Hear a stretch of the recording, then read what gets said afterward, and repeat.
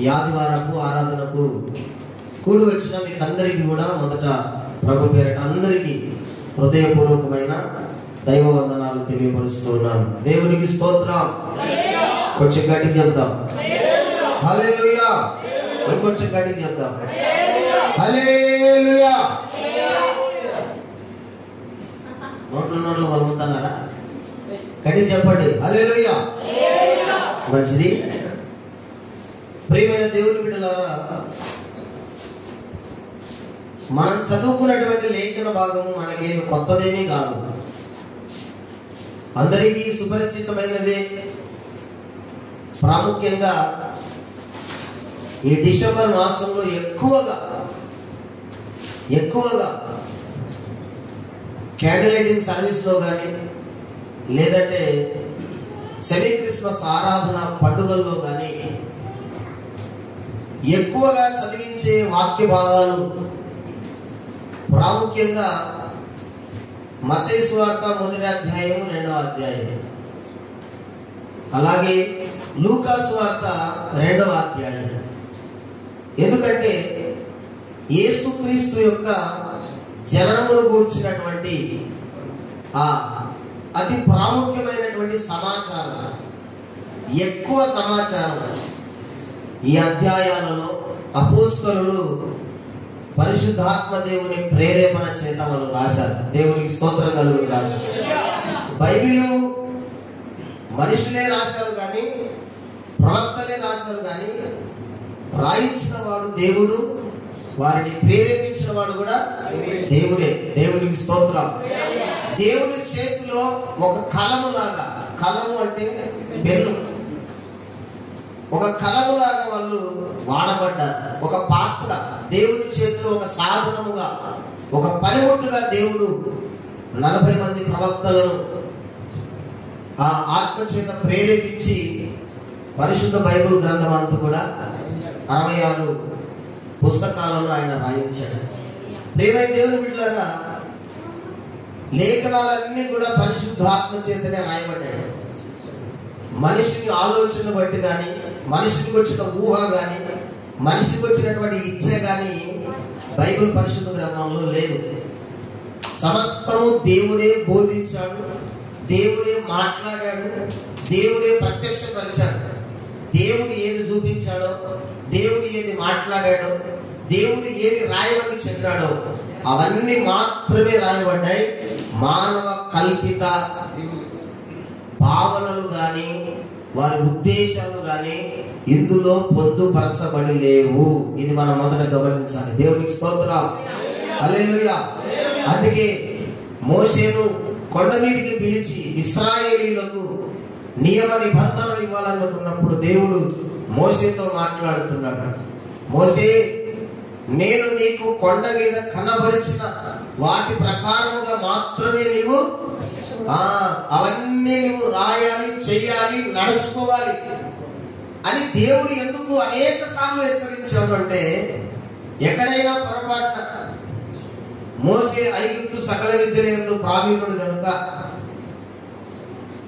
మంచి master of degree చేసినోడు కనుక ఎక్కడైనా పొరపాటున తన ఆలోచన ఏమైనా దాంట్లోనికి కలుపుతాడేమోనని దేవుడు ముందుగానే హెచ్చరించాడు. దేవునికి స్తోత్రం కలుగును గాక.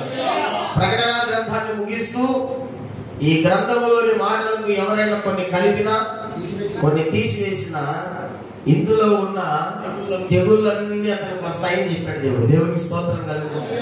కాబట్టి ఇవి మానవ కల్పితమైనటువంటి విషయాలు కాదు, దేవుని యొక్క ఆలోచనలు. దేవునికి స్తోత్రం కలుగును గాక. బైబిల్ అంటే అర్థం ఏంటంటే దేవుని సంకల్పాన్ని మనకు తెలియజేసే గ్రంథం. దేవునికి స్తోత్రం. గట్టిగా చెప్తాం ప్రియులారా హల్లెలూయా. గత వారం మనం 1వ అధ్యాయాన్ని ధ్యానం చేశాం. ఈ వారం మనం 2వ అధ్యాయంలోకి వచ్చాం. 2వ అధ్యాయాన్ని మొదలు పెడుతూ మొట్టమొదటిగా రాజును మనకు పరిచయం చేస్తున్నాడు. రాజైన హేరోదు దినముల యందు అని రాయబడింది. యేసు ప్రభు వారు బెత్లెహేములో పుట్టే సమయానికి యూదులనే దేవుని పిల్లలైనటువంటి ఇశ్రాయేలీలను యెరూషలేము అనేటువంటి పట్టణంలో హేరోదు రాజు పరిపాలన చేస్తూ ఉన్నాడు. ఎవరు పరిపాలన చేస్తున్నాడు? హేరోదు. బైబిల్లో మనం పాత నిబంధన గ్రంథాలలో చూస్తే అందరూ ఫరోలు కనపడతారు. వాళ్ళకు పేర్లు ఉన్నాయి, కానీ వాళ్ళకు ఉండే బిరుదు అనమాట అది ఫరో అని. బిరుదు ఫరో అంటే తండ్రి అని అర్థం. ఫరో అంటే అర్థం ఏంటి? తండ్రి అని అర్థం. అంటే దేశానికి తండ్రి లాంటి వాడు రాజు. అంటే నాయకుడు. ఎవరు? నాయకుడు, ఆలోచనకర్త, మార్గదర్శి, మార్గాలను నిర్దేశించేవాడు రాజు, పరిపాలకుడు, పరిపాలించేవాడు, యోగక్షేమాలు చూసేవాడు అని అర్థం. నానార్థాలు చెప్పుకుంటే చాలా ఉన్నాయి. యేసు ప్రభువారు యెరూషలేములో పుట్టే కాలానికి హేరోదు రాజు ఇశ్రాయేలీయులను పరిపాలిస్తున్నాడు. అప్పుడు ఇశ్రాయేలీయుల 12 గోత్రాలన్నీ కలిపి యూదా గోత్రంలోనికే ఏం చేయబడ్డాయి? చేర్చబడ్డాయి. దేవునికి స్తోత్రం చెప్పండి. నేను ఈ విషయం కొరకు ప్రార్థన చేస్తా ఉంటే ప్రభు ఒక పిక్చర్ నాకు చూపించాడు అనమాట. దాన్ని వేయాలి, నేను తప్పకుండా వేస్తా. వేయడం అంటే అర్థం ఏంటంటే ఒక ఇమాజినేషన్, బొమ్మలాగా దాన్ని చిత్రీకరించాలి. మొదట ఇశ్రాయేలు అనే యాకోబులో నుంచి 12 మంది కుమారులు, 12 మంది 12 గోత్రాలు. ఆ 12 గోత్రాలలో నుంచి మరలా డివైడేషన్. దేవుడు ఏం చేశాడంటే 10ని ఒక రాజ్యంగా, 2టిని ఒక రాజ్యంగా దేవుడే విభజించాడు. మరలా తర్వాత దేవుడు ఏం చేశాడంటే ఈ 12టిని కలిపి యూదా గోత్రంలోనే చేర్చాడు. దేవునికి స్తోత్రం కలుగునుగా. హల్లెలూయా. ఇశ్రాయేల్ అందరూ కూడా యూదా గోత్రంలోకి వచ్చిన తర్వాత ఇక గత్యంతరం లేదు మనకి, యూదాలోనే మనం ఇమిడిపోవాలి అని వాళ్ళందరూ కూడా సమకూర్చబడాలి. ఇదంతా కూడా దేవుని ప్లాన్. ఇదంతా ఏంటి? దేవుని సంకల్పం అంతా కూడా ఇది, దేవుని ప్రణాళిక ఇదంతా కూడా. వాళ్ళందరూ 12 గోత్రాలు కలిసి యూదులుగానే పిలువబడుతున్నటువంటి ఆ కాలంలో యేసు ప్రభు వారు పుట్టాలి. అది ప్రవచనం. దేవునికి స్తోత్రం కలుగుగా. హల్లెలూయా. కాలము సంపూర్ణమైనప్పుడు, కాలము సంపూర్ణం కావాలి. అందులో చాలా ఉన్నాయి, అందులో ఇది ఒకటి అన్నమాట. ఇశ్రాయేలు అందరూ కూడా చల్లా చెదురైపోయి 12 గోత్రాలుగా ఉండకూడదు. వాళ్ళందరూ కలిసి రక్షకుడు ఉద్భవించేటువంటి యూదా గోత్రంలోనే వాళ్ళు మిళితమై ఉండాలి, చేర్చబడి ఉండాలి. ఇది దేవుని ప్రణాళిక. అందుకే కరెక్ట్ గా టయానికి యేసు ప్రభు వారి లోకంలోనికి శరీరధారిగా ఆయన వచ్చాడు. దేవునికి స్తోత్రం కలుగుగా. మత్తయి సువార్త 2వ అధ్యాయాన్ని మనం జాగ్రత్తగా గమనిస్తే మెయిన్ క్యారెక్టర్స్, పాత్రలు చెప్తున్నాను, రాసుకోండి. 2వ అధ్యాయంలో ఉండే ప్రధానమైన పాత్రలు, ఒకటి హేరోదు రాజు, రెండవది యూదుల రాజు అని పిలువబడిన మన యేసయ్య, యూదుల రాజుని పిలువబడిన మన యేసయ్య, మూడవది జ్ఞానులు, నాలుగవది నక్షత్రం, ఐదవది ప్రధాన యాజకులు, శాస్త్రులు. అందులోనే మరియు యెరూషలేము ప్రజలను కూడా పెట్టుకోండి. వాళ్ళ గురించి ఎక్కువ అక్కడేమి రాయబడినట్టుగా మనం చూడము కదా. ప్రదేశాలు యూదా బెత్లెహేము, ఏమున్నా ఇక్కడ? యూదా బెత్లెహేము అని చక్కగా రాయబడి ఉంది. మీరు పేజీ ఇట్లా పేజీలా తిప్పితే మీకు అందరికి కూడా చక్కగా కనిపించేది ఏంటంటే మరియమ్మ యోసేపులు కదా, యేసు ప్రభు తల్లిదండ్రి, యేసు ప్రభు వారు జ్ఞానులు తెచ్చిన బంగారము, సాంబ్రాణి, బోలం. ఇంక ఇవి చాలు, ఈ అధ్యాయానికి ఇవి చాలు. రాసుకున్నారా? ఎన్నొచ్చినాయి?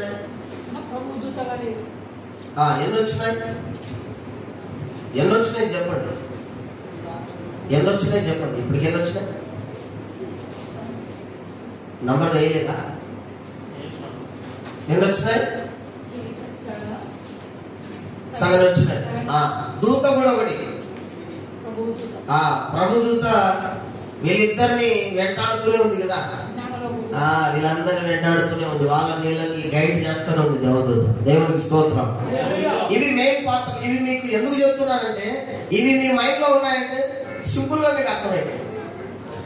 మొత్తం ఈ అధ్యాయం కూడా మీకు సింపుల్ గా అర్థమైపోతుంది. దేవునికి స్తోత్రం. ఇప్పుడు కొన్ని విషయాలు మనం ధ్యానం చేసుకుంటూ వద్దాం. ఏ రోజు రాజు, ఏ రోజు అంటే ఎవరు? ఏ రోజు అనగా అర్థం ఏంటంటే గర్విష్టి అని అర్థం. మీకు నోట్స్ ఇచ్చినాం కదా, ఉన్నాయా? ఏ రోజు అంటే అర్థం ఏంటి? ఏ రోజు అంటే అర్థం ఏంటి? చెప్పండి, పలకండి, మిమ్మల్ని అడిగేది. ఏ రోజు అంటే అర్థం ఏంటి? గర్విష్టి. ఏ రోజు ఏదో వంశానికి చెందినవాడు, అనగా ఏశావు యొక్క జాతిలో నుంచి వచ్చినవాడు. వాళ్ళ గర్వమే తప్ప ప్రేమ, కనికరము, ఏమండి ఇంకా దేవుడు, భక్తి అనేటివి ఎక్కడ కనిపించవు. అందుకే దేవుడు యాకోబును ప్రేమించినాడు, ఏశావును. చాలా మందికి అర్థం కాని విషయం. యాకోబు అంటే మోసగాడు. అవును, మోసగాడిని దేవుడు ఎందుకు ప్రేమించాడంటే యథార్థంగా చెప్పాడు, నేను మోసగాడిని. ప్రభు ఎవరిని ప్రేమిస్తాడు, ఎవరిని కనికరిస్తాడు, ఎవరిని క్షమిస్తాడంటే తన పాపములు ఒప్పుకొని దాన్ని విడిచిపెట్టే వారిని, ఆయన కనికరాన్ని వారికి ఇస్తాడు. ఆయన పాపమును ఒప్పుకున్నవాడు ధన్యుడు, కప్పుకున్నవాడు కాదు. యాకోబు తన జీవితాన్ని దేవుని ఎదుట తెరిచిపెట్టాడు. నీ పేరేం పేరు అని అడిగాడు. అడిగితే యథార్థంగా చెప్పాడు, అవునయ్యా నా పేరు యాకోబే, నేను మోసగానే ప్రభువా, నిన్ను మోసం చేశా, తండ్రిని మోసం చేశా, అన్నని కూడా మోసం చేశా.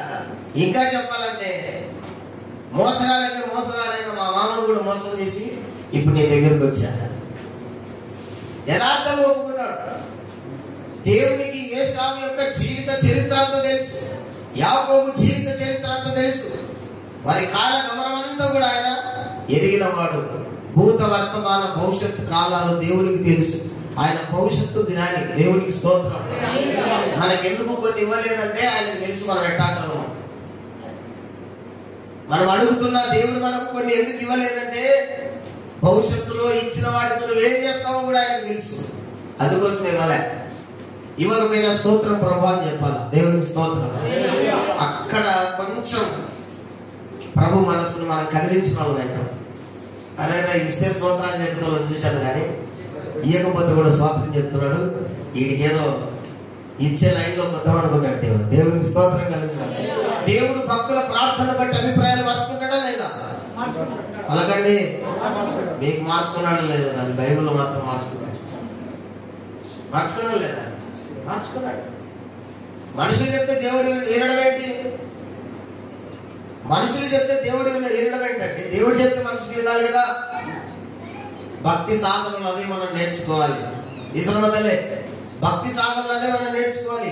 మనము దేవుని మాట విని విని విని విని విని విని దేవునికి ఒక నమ్మకము దొరుకోవాలి. ఏ నమ్మకం అంటే నేను ఏది చెప్పినా వీడు వింటాడు, ఈ భక్తుడి భక్తురాలు వింటుంది అని దేవుడు ఎప్పుడైతే మనల్ని నమ్ముతాడో మనం చెప్పే మాటలు కూడా ఆయన వింటాడు. దేవునికి స్తోత్రం కలుగుగా చెప్పింది చేస్తాడు.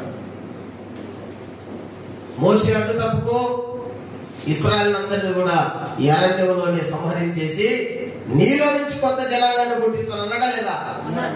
మనంగా నాడు నేను ఏమను, నువ్వు చెప్పేది కరెక్టే ప్రభా, నీ దృష్టికి నేను ఒక్కనే నీతిమంతుడు, నేను ఒక్కనే ప్రార్థన పడు, నేను ఒక్కనే భక్తి కలిగిన వాళ్ళం, నేను ఒక్కనే ప్రభా, వీళ్ళందరినీ మొత్తం నిజంగా నువ్వు అన్నట్టే తుడిచిపెట్టేసాయి అంట. మన స్వభావం అది, మన స్వభావం అది. మోషే అలా మాట్లాడితే దేవుని స్నేహితుడు ఎలా అవుతాడు? దేవునికి స్తోత్రం. ఒక స్నేహితుడు తన స్నేహితుడితో ముఖాముఖిగా మాట్లాడినట్టుగా నేను మోషేతో ముఖాముఖిగా మాట్లాడతాను. మళ్ళా మీరు పొరబడేరు. ప్రవక్తలతో మాట్లాడినట్టుగా ప్రత్యక్షంగానో పరోక్షంగానో కాదు, ముఖాముఖిగా మాట్లాడతా, ఎదురుగా కూర్చొని మాట్లాడతా. అంత స్నేహం ఉంది నాకు మోషేకి. దేవునికి స్తోత్రం కలుగుతారు. మోషే మనసు దేవునికి తెలుసు, దేవుని మనసు మోషేకి తెలుసు. అందుకే 107వ కీర్తనలో రాయబడింది, మోషేకు ఆయన తన మార్గములను తెలియపరిచాడు. ఎందుకు అంటే నా స్నేహితునికి నేను ఏమైనా దాచిపెడతానా, అన్నాడు అబ్రహాముతో. అదే పాయింటే మోషే జీవితంలో జరిగింది. దేవుడికి స్తోత్రం. కొత్త నిబంధనలకు వచ్చిన తర్వాత ఆయన మనల్ని ఏమంటున్నాడంటే, ఇక మీదట నేను మిమ్మల్ని దాసులని పిలవక స్నేహితులని పిలుచుచున్నాను. చప్పట్లు పడి దేవుని నామాన్ని మహిమపడతాం. ఇప్పుడు చెప్పండి, స్నేహితునికి మనం ఏమైనా దాచిపెడతామా? దాచిపెట్టాం. స్నేహితుని దగ్గర దాచిపెడతాం, స్నేహితునికి దాచిపెట్టాం, స్నేహితుని దగ్గర దాచిపెడతాం. రే అమ్మకు నాన్నకి చెప్పలేండి, నేను చెప్తున్నా మనసుగా ఉంటుందా? ఎవరు చెప్పాలా? నీ మీద నమ్మకం నాకు. అదే ఫ్రెండ్షిప్ అంటే. నువ్వు చేసేది నేను చెప్పాను, నేను చేసేది నువ్వు చెప్పాకో. అందుకే ప్రేమ పెళ్లిళ్ళ వ్యవహారాల్లో వీడు పిల్లలు తీసుకుని పోయిన తర్వాత ఎవరు పట్టుకొస్తారు? ఫస్ట్ వాడెప్పుడు ఎవరు తిరిగిట్టాడో అది పట్టుకొచ్చి ముతుకుతే లేదు సార్ లేదు సార్ అంటాడు. మొదట నాకేమి తెలియదు సార్. వాడు కూడా యేసు ప్రభు టైంలో చెప్తాడు, తండ్రి మీరేం చేస్తున్నాను, మీరేదన్నారు నేనేదన్నారు, నాకేం తెలియదు సార్, అస్సలు తెలియదు సార్ అంటాడు. బాగా రాత్రంతా సెలవులు వేసి కుమ్మినారనుకోండి, తర్వాత చిన్నగా పక్కన వాళ్ళు వచ్చి కానిస్టేబుల్ చెప్తారు, రే జీవితాన్ని ఎందుకు జైలు పాలు చేసుకుంటావు? వాడి కోసం పెళ్లి చేసుకున్నాడు బాగున్నాడు, పెళ్లి చేసుకున్నాను బాగుంది, మధ్యలో నువ్వు వచ్చి గెలుపుకున్నావు. అవసరమనేది ఇది చెప్పు. నా మాట నువ్వు లేదంటే చెట్ట జైలుకి వెళ్తావని వాళ్ళని ఏదోటి మొత్తాన్ని భయపెట్టించి లోపల నుంచి ఏం చేస్తారు? సమాచారాన్ని బయటికి మొత్తం చెప్తాను వాడికి.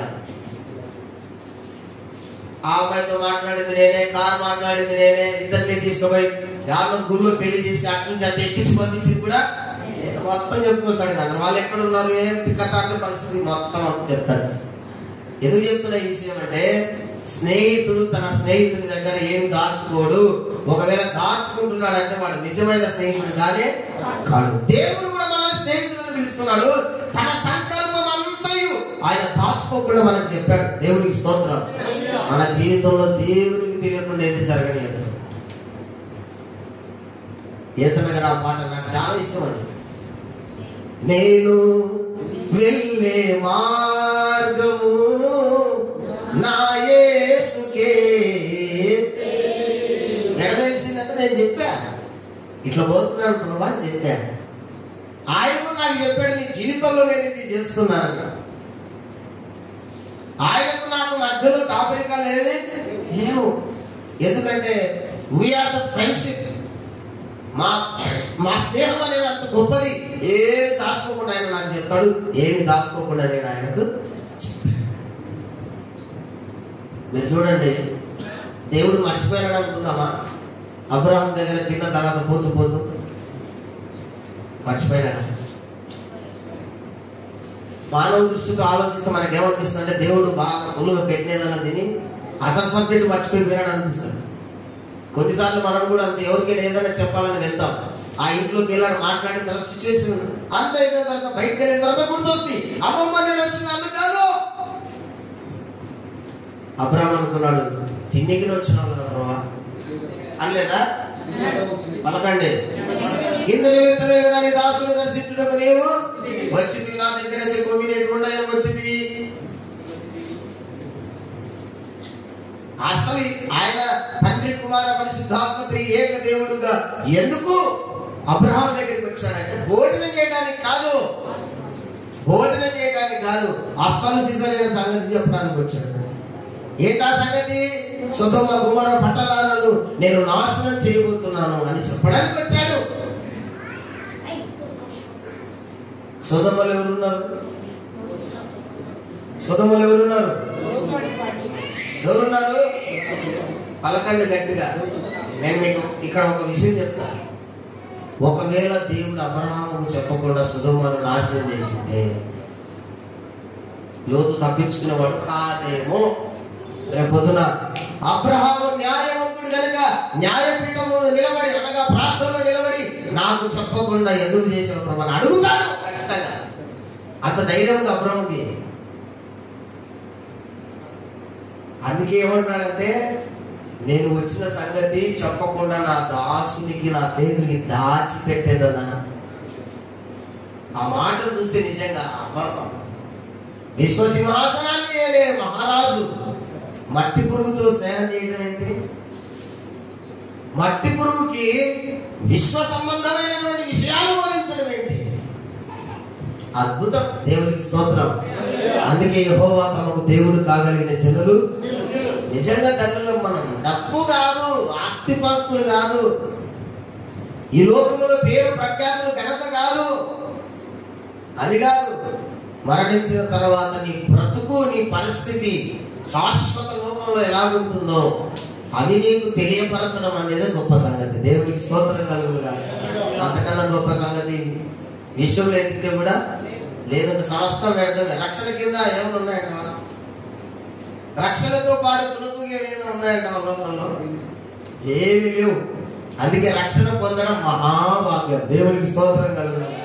హల్లెలూయా. యేసును చూడడానికి వాళ్ళు అత్యానంద భరితులయ్యారంట.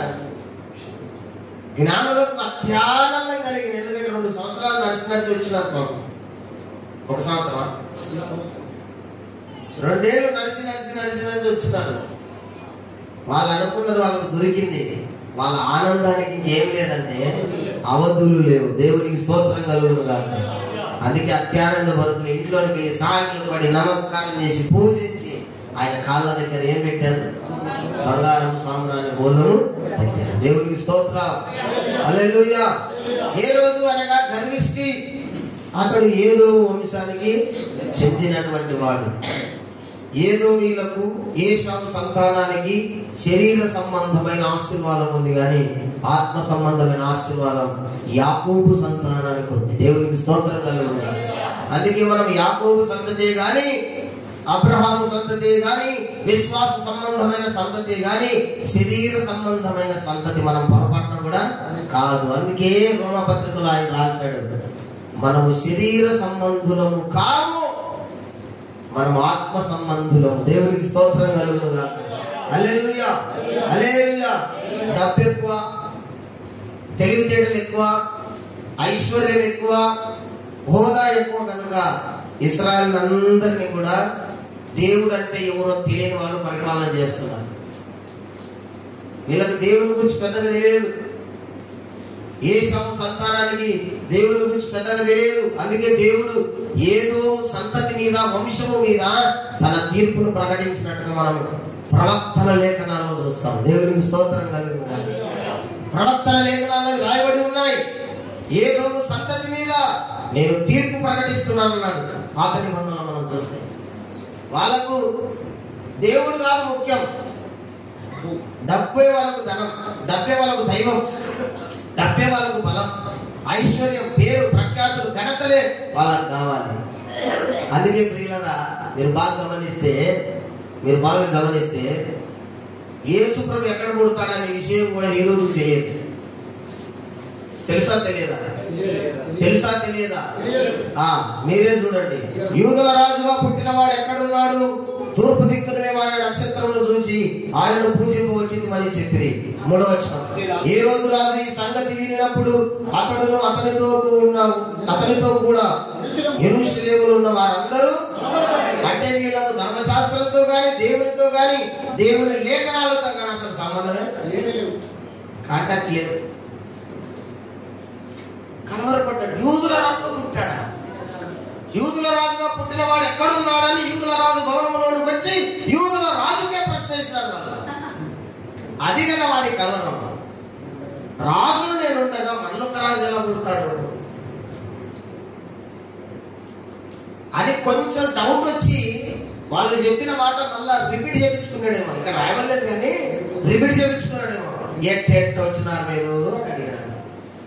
ఎట్టెట్టు వచ్చినారు మీరంటే ఆయన నక్షత్రమును సూచి వచ్చినామన్నారు. చూసారా? అది వీళ్ళకు బాగా ఆచార సాంప్రదాయాల మీద పట్టెక్కువ. మనలో కూడా మీరు చూడండి, ఇల్లు ఓపెనింగ్ చేయాలనుకోండి, క్రిస్మస్ మళ్ళీ వీళ్ళు కూడా ఫస్ట్ ఎవరికి అడుగుతారు? ఈ దినం బాగుందా లేదా, ఏమన్నా గ్రహణాలు కొట్లాడుతున్నాయా? ఇంట్లో నువ్వు కొట్లాడట్లే, అంతకన్నా పెద్ద సిటీ అల్లుందే కదా. అసమాధానం నీ దగ్గరనే ఉండలే. అమ్మ ఈరోజు గ్రహాలు నచ్చినాయో లేదో చూసుకొచ్చుకోవాలని ముందు ఫస్ట్ ఆడిపోతారు. ఆడికి పోయి ఒక డేట్ పెట్టించుకొచ్చుకొని ఇంకా వచ్చి, అయ్యా ఫాస్ట్ గారు అలాంటి రోజు మా ఇల్లు ఓపెనింగ్ పెట్టుకున్నాం, నన్ను ఆ రోజు రావాలి. అసలు డేట్ ఎవరు చెప్పాలా? డేట్ ఎవరు చెప్పాలా?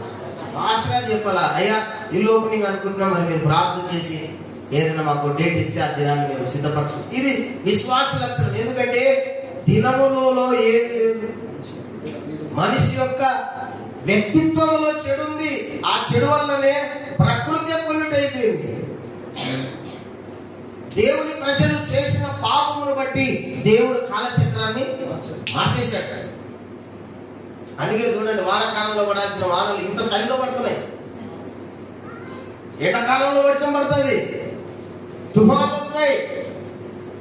వానల కాలంలో వానలు రాక చేస్తున్నారు.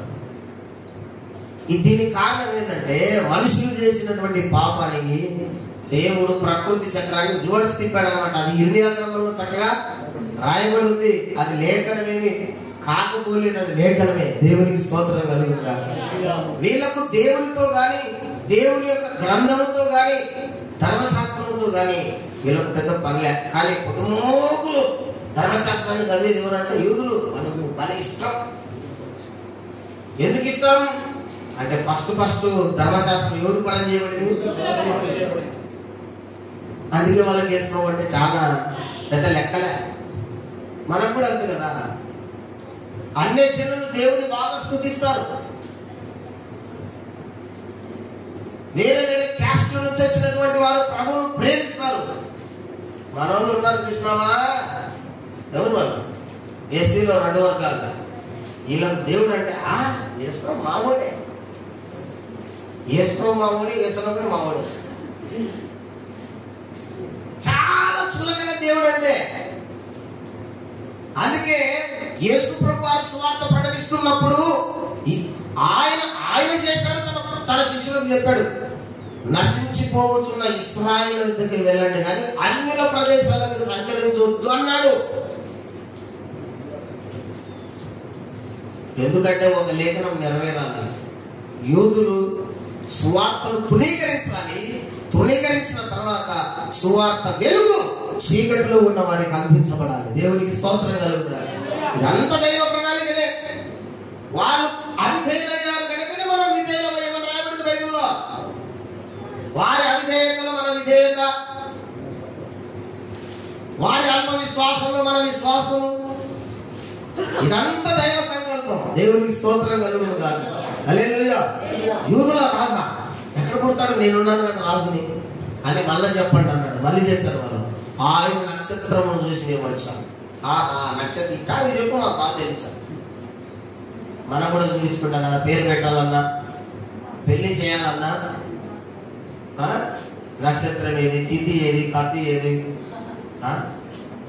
అవి ఇవి ఏది మొత్తం చూపించుకుంటాం.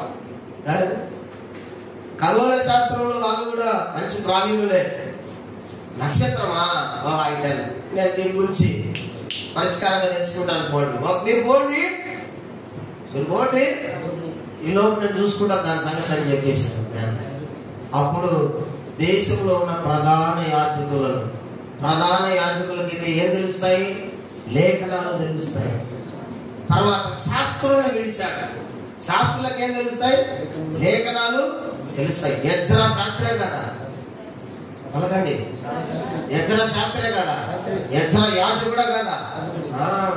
ఆలింగలు అన్ని చేస్తారు. సంఘాల్లో కొంతమంది బండ చూస్తారు, పట్టలు వేస్తారు, కసుగొడతారు, ప్రార్థన చేస్తారు, పాటలు పాడతారు, ఆరాధన చేస్తారు, వాక్యం చెప్తారు.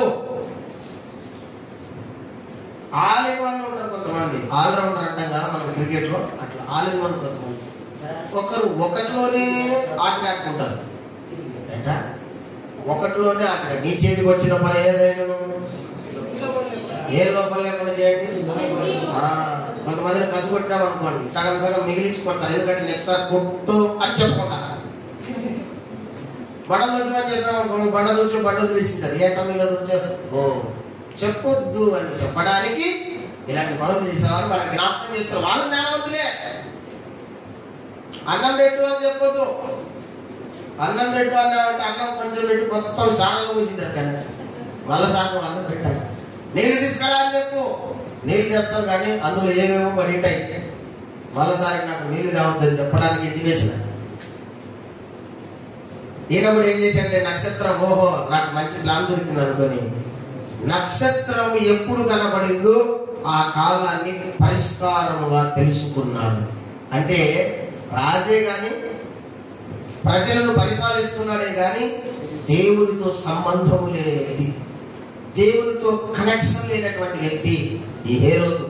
వీళ్ళకు ఉండి ఏంటంటే నాకెదురు మాట్లాడతావా, నువ్వెంత, నీ బ్రతుకెంత, నువ్వెంత, నీ బ్రతుకెంత, ఆఫ్టర్ ఆల్ నేను చేతికి పెట్టుకున్న ఉంగరాలంత కాదు నీ బ్రతుకు మొత్తం అని చెప్తారు వాళ్ళే. ఎందుకంటే వాళ్ళ చేతి నిండే ఉంటాయి, ఒక్కొక్కటి ఇంతలా ఉంటుంది, పందుకు ముక్కులక్క ఇంతలా ఒక్కొక్కటి ఏమంటుందని 5 తులాలు 6 తులాలు చేసి పెట్టుకోండి.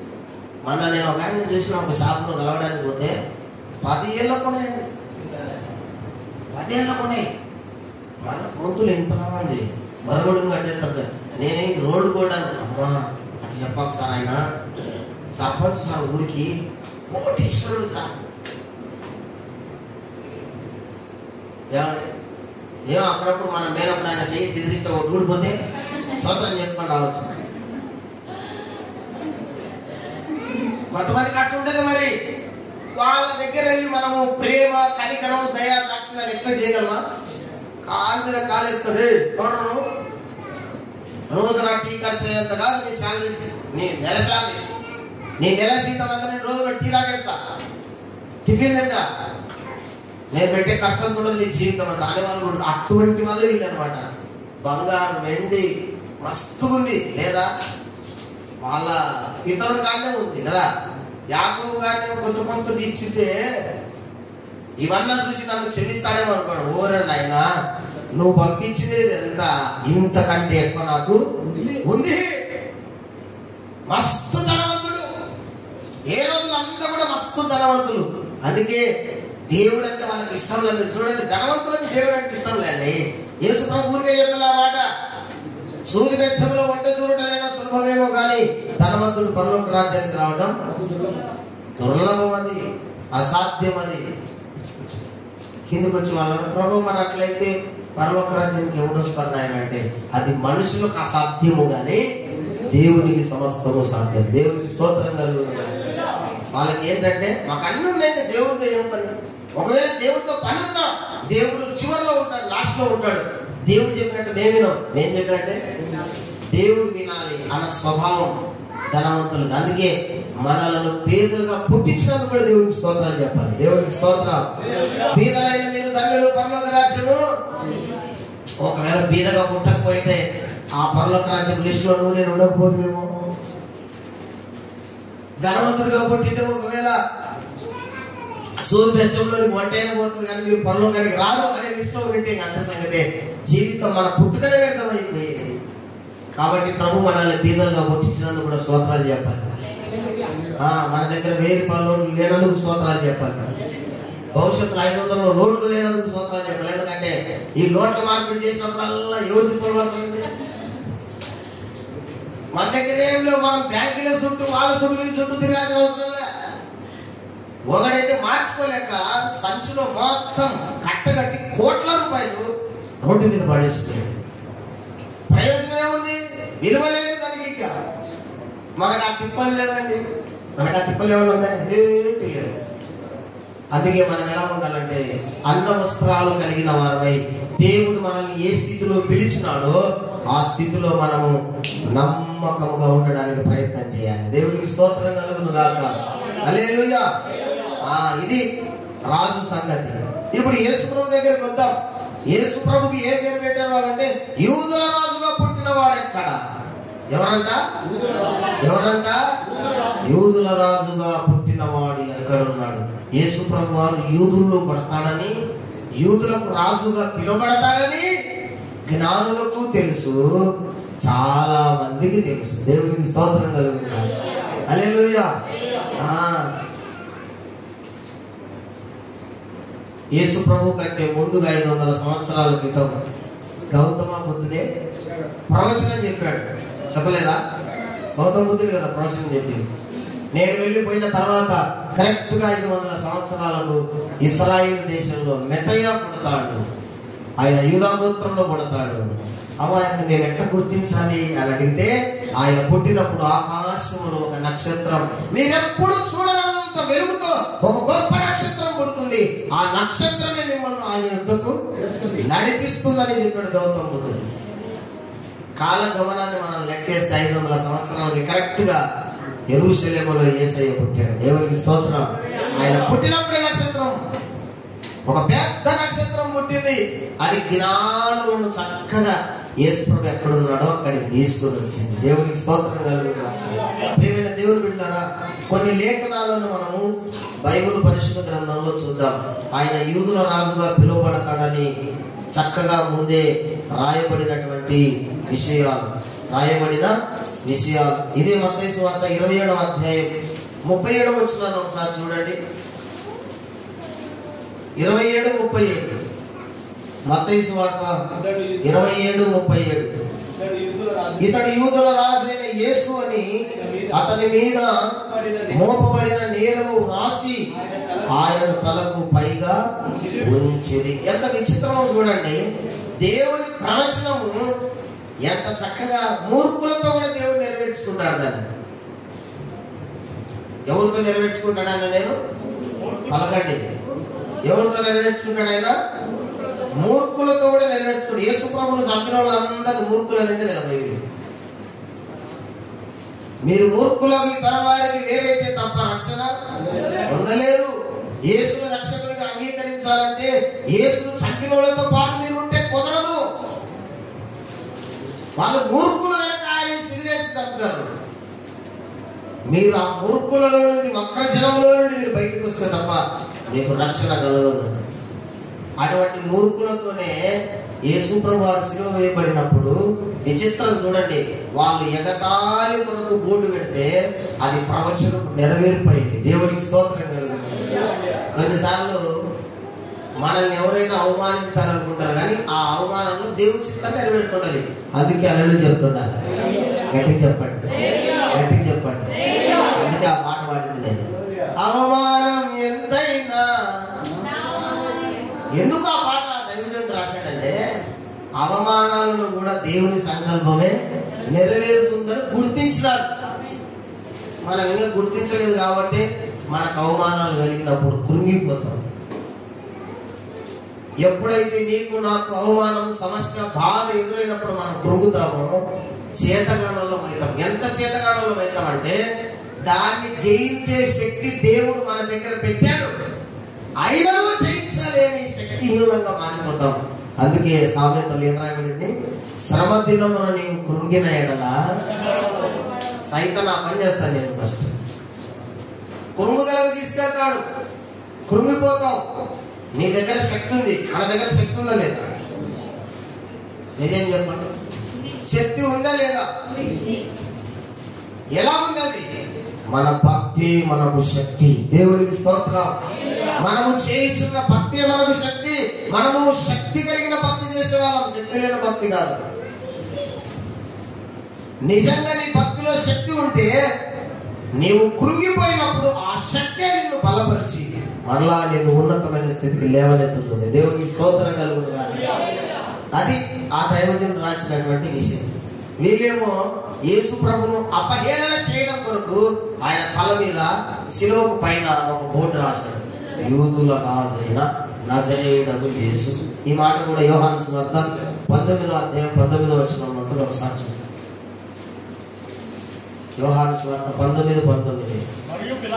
మరియు పిలాతు యూదుల రాజైన ఆ నజరేయుడగు యేసు అని పై విలాసం ఒకటి రాయించి ఎక్కడ పెట్టించినాడండి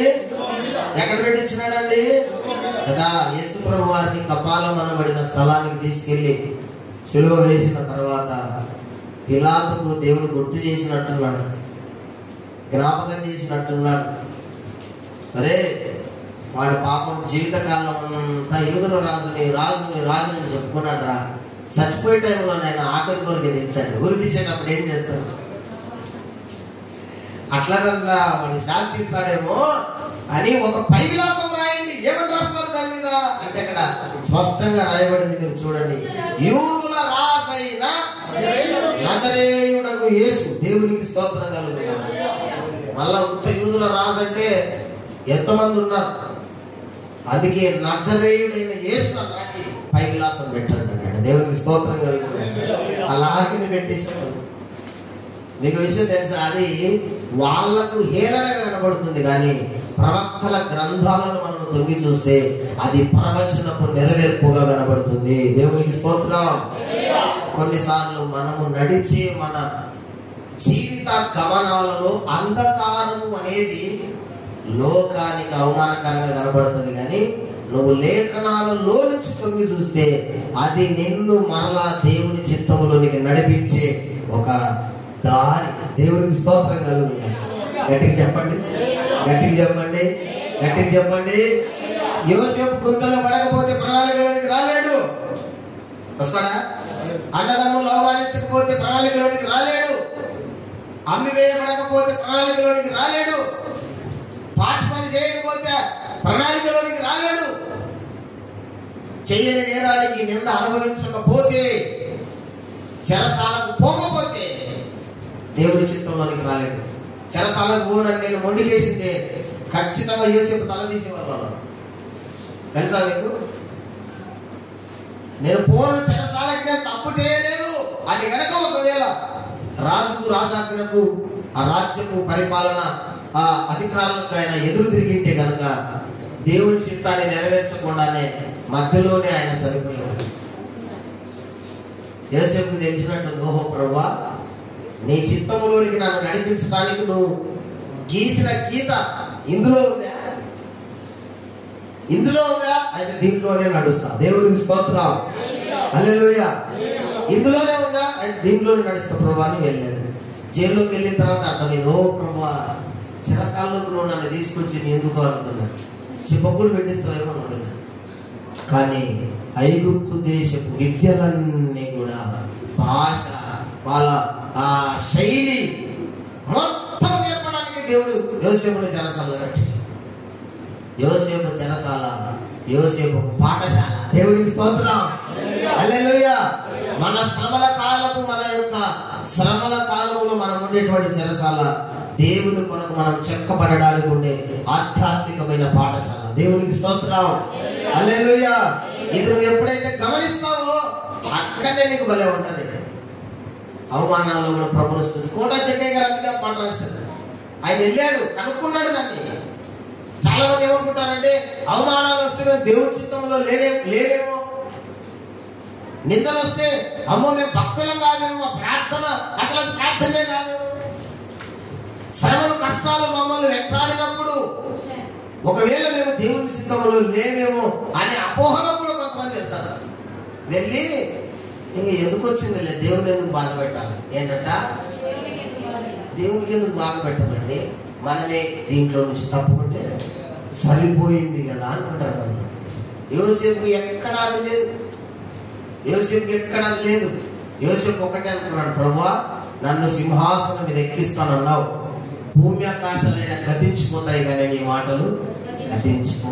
మనుషులు చెప్పే మాటలైనా ప్రవచనాలైనా వ్యర్థమైపోతాయేమో కానీ దేవుడు చెప్పు ఏ మాట నిరర్థకము కాలేదు. ఆయన మాట ఇచ్చి మాట తప్పుటకు నరుడు కాదు, అవునని కాదనడానికి మనలాంటి మనిషి కాదు. ఆయన అన్యాయస్తుడు కాదు, ఆయన అన్యాయస్తుడు కాదు. కాబట్టి దేవుడు పలికిన మాట న్యాయము, నాకు వచ్చిన దర్శనము న్యాయము, నేను కన్న కళలు న్యాయము, ఆయన చూపించిన కళలన్నీ కూడా నెరవేరుతాయి. అయితే అందులోనికి అక్కడికి నేను వెళ్ళాలంటే ఇదే బహుశా దేవుడు గీసిన మార్గం అయిపోవచ్చు అనుకుని అందులో ప్రవేశించాను. ఇంకా చెరసాల తర్వాత ఏమైనా ఉన్నాయా యేసు జీవితంలో? ఒకటే కాదు, ఒక్క కిక్కుతో ఏడమన్నాడు, పోయి రాజ్య సింహాసనం మీద పట్టాడు. దేవునికి స్తోత్రం కలుగుతుంది. హల్లెలూయా. నువ్వు నేను అలాగే ఉండాలి. అవమానాలు, నిందలు, వేదనలు చూసి కృంగిపోవాలి, కష్టాలు, నష్టాలను చూసి, బాధలను చూసి, ఆర్థిక పరిస్థితులను చూసి, అనారోగ్యపు పరిస్థితులను చూసి పొరపాటును కూడా చెల్లించొద్దు. అవన్నీ మనకు మహిమను మోసుకొని వస్తున్నాయి. ఏం మోసుకొస్తున్నాయి? మహిమను మోసుకొని. శ్రమలో అంటే ఏమొస్తున్నాయి మనకు? నువ్వు శ్రమలోనే పడిపోతే మహిమను రాదు. అవన్నీ భరించు. అవన్నీ భరించిన తర్వాత నీ జీవితంలో ఇంకా శ్రమలే ఉండవు. దేవునికి స్తోత్రం. ఉంటాయా?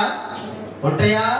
యోసేపు సింహాసనం ఎక్కిన తర్వాత ఇంకేమన్నా నిందలు వచ్చినాయి, అవమానాలు వచ్చినాయి, ఏదో అవమానాలు వచ్చేది. రాజు కూడా సిట్ అంటే సిట్టు, స్టాండ్ అంటే స్టాండ్.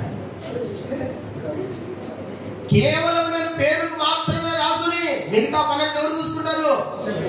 అబ్బా, అసలు హెబ్రీలు ఐగుప్తీయులకు హేయులు కదా. హేయులని పిలువబడిన వాడు ఐగుప్తీయులని ఏలుతున్నాడు. ఎంత పాఠంలో అవుతుంది ఇది? యేసు ప్రభు జీవితం ఇది కాదా? నజరేతు నుంచి మంచిది ఏదైనా పొడుగుందా వస్తుందా అని లేఖనాలు చెప్తున్నాయి కదా. అట్లాంటి మనకు రక్షకుడు ఎలా అవుతాడు అన్నాడు నతనేలు. అప్పుడు అన్నాడు, వచ్చి చూడు, వచ్చి చూడు, ఇని చూడు. దేవునికి స్తోత్రం కాదు, తెలుసుకొని చూడు. యెరూషలేములో పుట్టిన ఆయన, క్రైస్తవుల కొరకు వచ్చిన ఆయన, ప్రపంచానికి దేవుడు ఎట్లా వెళ్తాడు? లేఖనాలు చదివి చూడు. దేవునికి స్తోత్రం కలుగును. లేఖనాలు చదివి చూడు, గ్రంథాలు చదివి చూడు. యూదుల రాజు అడిగినాడు, వాళ్ళని పిలిచి అడుగుతున్నాడు. చూడండి, మీరు 4వ వచనం చూడండి. కాబట్టి రాజు ప్రధాన యాజకులను ప్రజలను శాస్త్రులందరినీ సమకూర్చి, మూలవాక్యం అట్లే పెట్టుకోవాలి మీరు, సమకూర్చి క్రీస్తు ఎక్కడ పుట్టునని వారిని అడిగారు. మళ్ళీ చదవండి, 4వ వచనం మళ్ళీ చదవండి, ఒక్కరు చదవండి. కాబట్టి రాజు ప్రధాన యాజకులను శాస్త్రులను అందరిని ఒక చోటికి సమకూర్చి క్రీస్తు ఎక్కడ పుట్టునని వారిని అడిగాను. దేవునికి స్తోత్రం. చెప్పకపోతే ఉంటది మీ సంగతి అన్నాడు. అది రాయబడలే అంతే. అట్లాంటి పరిస్థితులు బైబిల్ ఉన్నాయి కదా, ఉన్నాయి లేదా? దానియేలు కాలంలో బబులోను రాజ్యంలో అది కదా జరిగింది. శకునగాళ్ళు, మంత్రగాళ్ళు, గారడి విద్య చేసేవాళ్ళు మొత్తాన్ని పిలిచాడు. నేను కళ చెప్పాలి, ఆ కళ భావం చెప్పాలి, లేదంటే మీకు అందరు కుదురు అన్నాడు రాజు. అందులో దానియేలు స్నేహితులు కూడా ఉన్నారు. బాగా చదవాలి మనం బైబిల్. దేవునికి స్తోత్రం కలుగుతుంది. అందులో దానియేలు యొక్క స్నేహితులు ఉన్నారు. ఎవరు వాళ్ళు? శద్రక్ మెషక్ అబేద్నెగోలు ఉన్నారు. అబ్బో, వాళ్ళతో పాటు వీళ్ళని కూడా చంపేస్తారేమో అని దానియేలు దగ్గరికి వెళ్ళి, అయ్యా ఒక్క వర్తమానం రాజు పంపించండి. ఏంటది? చెరపట్టబడిన వాళ్ళలో ఒకడు ఉన్నాడు, దానియేలు అని పేరు కలిగిన వాడు, యెరూషలేము నుండి తీసుకొని రాబడిన వాడు. అతను ఒక్కసారి మీ ఎదుటికి వస్తాడంట. మీ ఎదుటికి వస్తాడు. రాజు దగ్గరికి తీసుకెళ్ళండి నన్ను. ఏమంటే చెప్పండి గట్టిగా, అల్లుడి చెప్పండి గట్టిగా. ఎక్కడెక్కడికి పోవద్దు, ఇంట్లో ఉండండి. దేశ సంచారానికి పోవాలండి, బైబుల్లో సంచారం చేయండి. దేవునికి స్తోత్రం. నేనైతే ఇప్పుడు బబులోన్లో ఉన్నా, అందుకు సినిమా డైలాగ్ గుర్తొచ్చి దాన్ని చెప్పకుండా వదిలేసిన. నెట్ ఉంది కాబట్టి, మీడియాలో ఉన్నాం కాబట్టి, లైవ్ లో ఉన్నాం కాబట్టి చెప్పకుండా వదిలేసిన. అందుకు గ్యాప్ పడింది అక్కడ. దేవునికి స్తోత్రం. ఆ విషయంలో తొందరగా జ్ఞాపకం వచ్చింది వదిలేసి. నేను అనుకున్నది చెప్పాలా, దాన్ని బాగా చెప్పాలా అంటే అది ఎట్లయితుందయ్యా? నువ్వు కళ చెప్పి మేము బాగా చెప్తాం. అట్టాడు ఎవడేం చెప్తాడు? కళ చెప్పు, బాగా చెప్పు అంటే అందరు గజగజగా కోల్పోతున్నారు. మీరు చెప్పకపోతే మీ జాతి అసలు మనం లేకుండా మొత్తం అందరినీ సంబంధిస్తారని చెప్పి. అందులో దానియేలు స్నేహితులు కూడా ఉన్నారు. అప్పుడు దానియేలు ఆ సమాచారం తెచ్చి, రాజు యుద్ధకు నన్ను తీసుకెళ్ళండి. ఎవరతను?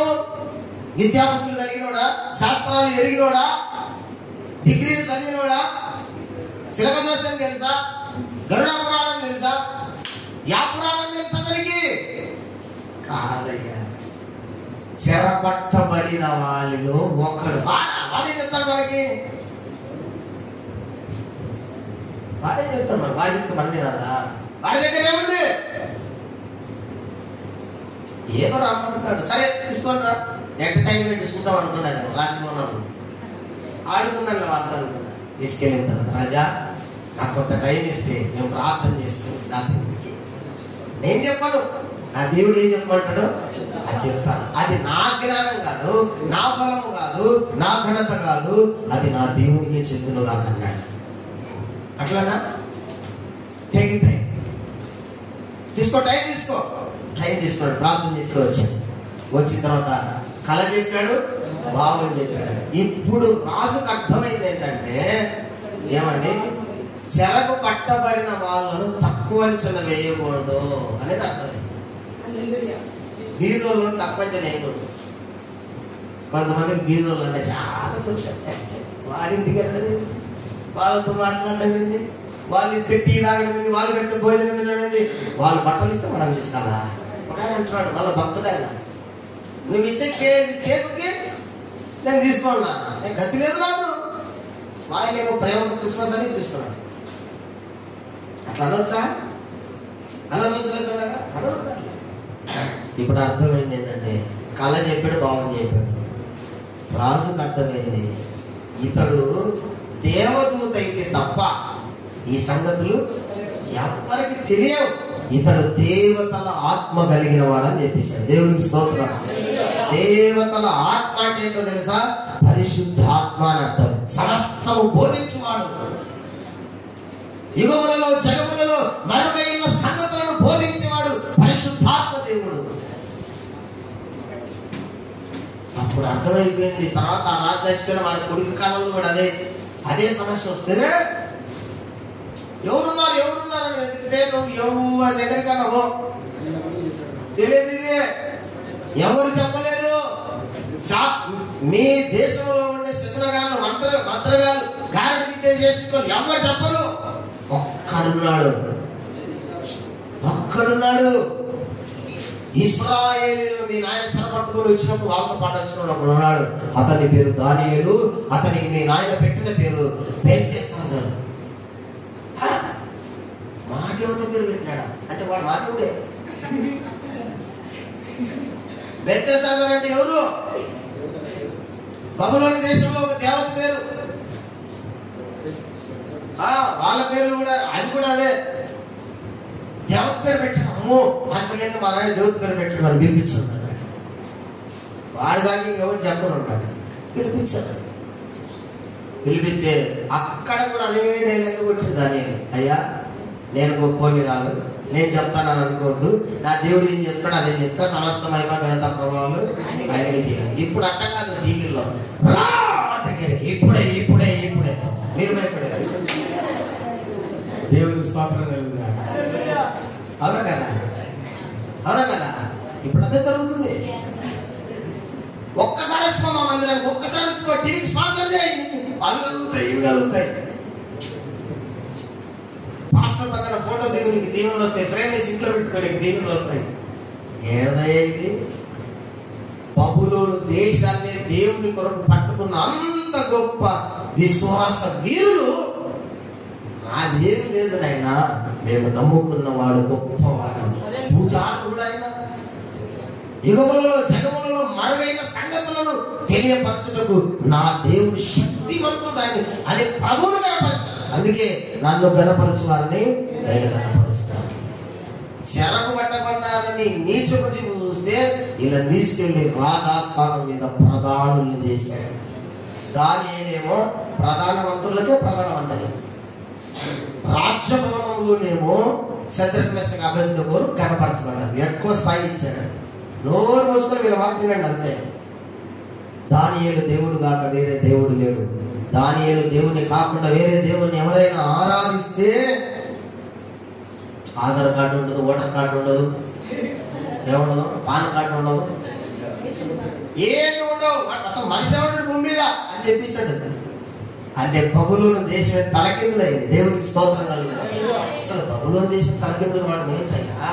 అసలు ప్రపంచానికే చెడు నేర్పింది, ప్రపంచానికే అపవిత్రతకు తల్లి ఏంటది? అక్కడి దేశంలో నలుగురు యవనస్తులు దేశాన్ని తలకిందులు చేసినారు. మనం కూడా యవనస్తులమే కదా, మన జీవితమే తలకిందులు అయిపోయింది. మనమే తలకిందులు చేసింది. నలుగురేనండి, నలుగురు దేశాన్ని తలకిందులు చేసినారు. భయపడినారు, దేశంలో భయపడింది.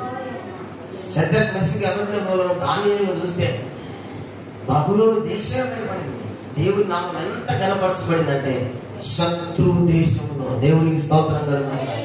హల్లెలూయా. అట్ట బ్రతకాల బ్రతుకు, నామకార్థ బ్రతుకు బతికి వేస్ట్. నేను చెప్పిన పేతురుతో నేను ఒక మాట మాట్లాడాను. దేవుని ప్రభావాన్ని పోగొట్టుకుని, పరిశుద్ధాత్మ శక్తిని మన నుండి పోగొట్టుకుని మనం బతుకుని వేస్ట్. చచ్చిపోవడం, చచ్చిపోతున్న పరదేశంలో చచ్చిపోతే ఆడండి మరణమే నేను అప్పుడు ఆ టనుకలు నా మట్టుకు బ్రతుకు ప్రభా నాకు సాగేవు రాని. భూమి మీద ప్రభావం లేకుండా, దేవుని శక్తి లేకుండా మనం ఏం చేయలేము. నువ్వు బ్రతికినా ఒకటి, పక్షులు కుక్కలు బతుకుతానే చూడు, అవి బతికినా ఒకటి. నీ బ్రతుకు నా బ్రతుకు పెద్ద తేడా లేదు. చేస్తే దానియేలులాగా శద్రక్ అబేద్నెగోలాగా మనం చేయాలి. దేవునికి స్తోత్రం కలుగును. అటు అభిషేకం మనం కావాలని దేవుని సన్నిధిలో గోజాడి పొందుకొని దేవుని కొరకు మనం వాడబడుదుము గాక. దేవునికి స్తోత్రం. యూదులు ఇంత తంట తెచ్చిపెట్టి యేసు ప్రభువు అవమానిద్దామని వాళ్ళు పైన విలాసం రాశారు. మీకు తెలుసా, సత్య సంబంధులకు అందరికీ పైన సాతాను ఒక బ్యాడ్ క్యారెక్టర్ అనే బోర్డు పెట్టింది. ఆ మాట చదువుతున్నప్పుడు ప్రభు నాతో మాట్లాడిన మాట, నువ్వు వెంబడిస్తున్న ప్రవక్తకు కూడా ఇదే బోర్డు ఉంది చూసుకోండి. లోకం అపహరణ చేయడానికి మన మీద ఒక బోర్డు ఉంది.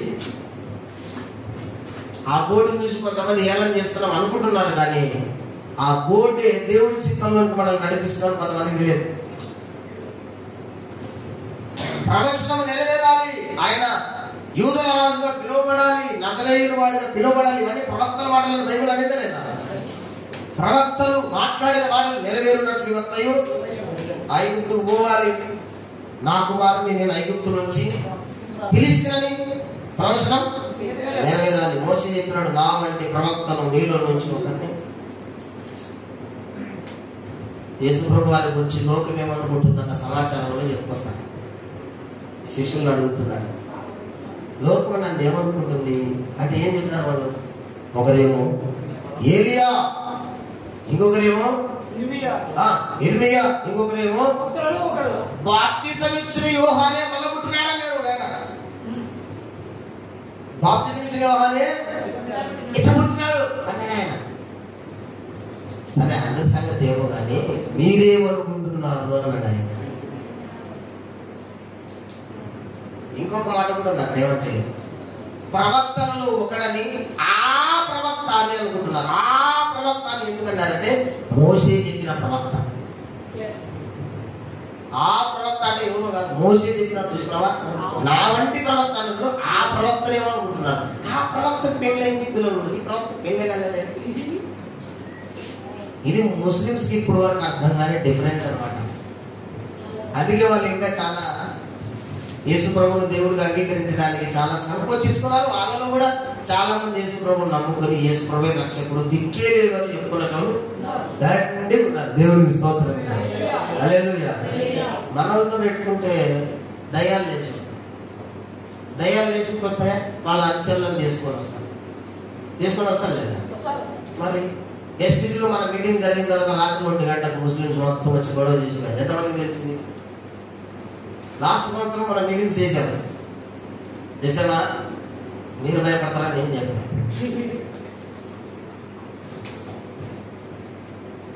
ఆలగడ్డ నుంచి ఎక్కడ నుంచి మనం మీటింగ్ చేయించామా? సాక్ష్యం చూపించినామా? ఆ సాక్ష్యం విన్నారు, వాక్యం విన్న తర్వాత రాత్రి 1 గంటకు ఈ పిల్లలు స్టేజ్ కింద అనుకోండి, ఇంటి తర్వాత కట్టలు తీసుకుని స్టేజ్ని కొట్టి, ఎవడరా అల్లా దేవుడు కాదని చెప్పించింది. ఎవడరా అంటే వీళ్ళు సామాన్లలో మావే నేనే అంటే ఉతుకుతారని మేము టెంటోల్లో స్నానం చెప్పినాను. పొద్దున అట్టు చెప్తున్నాం. వాళ్ళ ఆయన ఫోన్ చేసి ఏసన్న మీటింగ్లో కానీ స్టేజ్ ఇచ్చానన్నే అనుకో కన్నాలు తినాల్సి వస్తుంది. అంటే ఏం చెప్దామని, పౌలు ప్రసంగం చేస్తే రాళ్ళు పడినాయి, యేసు ప్రసంగం చేస్తే రాళ్ళు పడినాయి, సత్య సంబంధి ప్రసంగం చేస్తే సైతం లేకుండా ఊరుకుంటాడు. మీ ప్రసంగానికి ఎవరు లేదంటే అందులో సాతాను గురువులు కూడా ఉన్నాయని అర్థం. గుర్తుపెట్టుకోవాలి. దేవునికి స్తోత్రం. గట్టిగా చెప్పండి. మనం ఇటు చెప్తామనే సాతానికి తెలుసు కాబట్టి ముందే మనకు పై విలాసం కొట్టింది. పై విలాసం కొట్టాడు లేదా? చాలా రకాలు ఒక్కొక్కరికి ఒక్కొక్క రకంగా కొట్టాడు. దానిలో పెద్ద పట్టించుకోవాలండి. దేవునికి స్తోత్రం కాదు. అవన్నీ మాకు దేవుడు నెరవేర్చుతున్నాడు, మాకు మహిమని చేస్తాం అంతే. అవన్నీ మహిమని తీసుకొచ్చేవి మనకు. అవమానాలు, నిందలు, వేదనలు, శోధనలు సత్య సంబంధులమైన మన మీద పడితే మీరు పెద్ద ఫీల్ కావకండి. ఏ పెద్ద ఫీల్ కావాలి. కష్టాలకు నష్టాలకు ఏ ఫీల్ కావకండి. అవన్నీ ఇంకా క్రీస్తు సారూప్యతలోనికి మనల్ని చెక్కుతున్నాయి. దేవునికి స్తోత్రం. నీవు చేసేది ఇప్పుడు నాకు అర్థం కావటం లేదా, భవిష్యత్తులో అర్థం చేసుకుంటా అన్నాడు కదా భక్తుడా. కానీ నువ్వు ఏది చేసినా నన్ను సింహాసనం మీదకి ఎక్కించడానికి చేస్తున్నావని నాకు అర్థమైంది. నువ్వు అనుమతించిన ఈ విలువైన శిలువ కొరకు నీకు వందనాలని చెప్పాడు. దేవునికి స్తోత్రం. అది భక్తి జీవితం అంటే. అంతేనా? 4 ఇబ్బందులు ఎదురయ్యేసరికి కదా, వాక్యం నిమిత్తమైన వారికి అభ్యంతరం కలగక వారు అభ్యంతరపడి వాళ్ళ ఆత్మీయ జీవితాన్ని నిలిపేస్తారు. యేసుప్రభు వారు 13వ అధ్యాయం ఇదే మత్తయి సువార్తలో చెప్పిన ఉపమానం అది. ఐహిక విచారం, ధనమోసము, వాక్యము వలన వాళ్ళకు కొంచెం నింద వచ్చింది. ఏమన్నా వచ్చింది? అవును, అపోస్తలకు దేని బట్టి నిందలు వచ్చినా? మీరెంత మాత్రమును ఈ వాక్యమును బోధించబడి వ్యక్తిని గురించి దానికి కదా. వాక్య కొరకు నిందించబడినోడు ధన్యుడు. దేవునికి స్తోత్రం. వాక్యం కొరకు నిందించబడాలి. వాక్యం కొరకు, సత్యం కొరకు, దర్శనం కొరకు నిందించబడినోడు, నిందించబడిన వారు పరలోకంలో బహుమానాలు చూస్తారు. ఇది 100% డూప్లికేట్ మాటలు కాదు. 100% దేవుని కొరకు, సత్యం కొరకు, సత్య దర్శనం కొరకు ఎవరైతే నిందలు, అవమానాలు, వేదలు, కష్టాలు పడుతున్నారో మనకన్నా ధనవంతులు పైన దేవుడు. దేవునికి స్తోత్రం కలిగి అయితే ఆ పట్టు గట్టిగా పట్టుకొని అంతము వరకు మనం సహించాలి. దేవునికి స్తోత్రం. ఎప్పటి వరకు? అంతవరకు. యేసుప్రభు వారి శిలువ ఎత్తుకొని ఆ కొండ చేరాడు కదా. కొండ చేరాడు కదా. యేసుప్రభు మోస్తా ఉంటే ఒకటి వెనక నుంచి తన్నాడు. తంటే శిలువ కింద పడింది. యేసుప్రభు పక్కకు పడ్డాడు. మీరు passion of the Christ cinema చూస్తే మీరు బాగా అర్థమైంది. అప్పుడు ఏం చేసినారంటే ఆయన కింద పడి రక్తం కాలుతుంటే మరియం వచ్చి ఒక తెల్లని గుడ్డతో ఆయన ముఖాన్ని తుడుస్తూ ఆ సిచ్యువేషన్ పక్కకు జరుగుతుంది. అందులో వీళ్ళు ఏం చేశారంటే ఆ దారిలో పోతున్నటువంటి ఒకటి కూరేనైన సీమోని పిలిచి ఎత్తుకో ఎత్తుకో యేసుప్రభు శిష్యులు ఎత్తుకో అని బలవంతంగా మోపితే ఎత్తుకుని ఒక్కడు కూడా అంత పెద్దదానే. మామూలు భారం అది, విశ్వభారం కాదది. అవునా కాదా? యేసు రక్తం కేవలం భూలోకానికి కాదు, పరలోకానికి కూడా పనికొచ్చిందా లేదా? ఇహ పరములలో పనికొచ్చే రక్తం అంటే ఇహ పరముల సంబంధించినటువంటి పాప భారం ఉందా లేదా కదా. ఆడిపోస్తాడు. మనదే ఉంది లేకున్నాం. యేసు ప్రభు మోసేది మనం ఏడ మోసేది? ఒక ఆయన మన వాక్యలు చెప్తాడు, యేసు ప్రభు తప్ప మనకు వారిది ఎవరు కాదు, ఎవరు కాదు, ఎవరు కాదు, ప్రవక్తలు కూడా కాదంట. అట్టేటప్పుడు బైబుల్ అవన్నీ పెట్టుకుని 4 సువార్తలు పెట్టుకుని అవే చదువుకుంటుండాలి. అంతేనా కదా? ప్రవచన గ్రంథాలు యువతలు కానీ, అవతలు కానీ, పత్రికలు కానీ మనం చదవకూడదు. పరిశుద్ధాత్మ దేవుడే రాయించినాడు.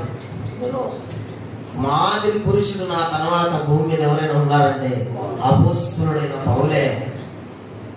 ప్రభా నేను ఇలాగ రాస్తున్నాను అని అనలే, ఇలాగ రాయమని పరిశుద్ధాత్మ దేవుడే చెప్పాడు. దేవునికి స్తోత్రం. నేను క్రీస్తును పోలి నడుచుకున్న ప్రకారం మీరు నన్ను పోలి నడుచుకోండి అని నీ పేరు పెట్టి రాయి పౌలు అని చెప్పి దేవుడు పరిశుద్ధాత్మ ఈయన రాసినది.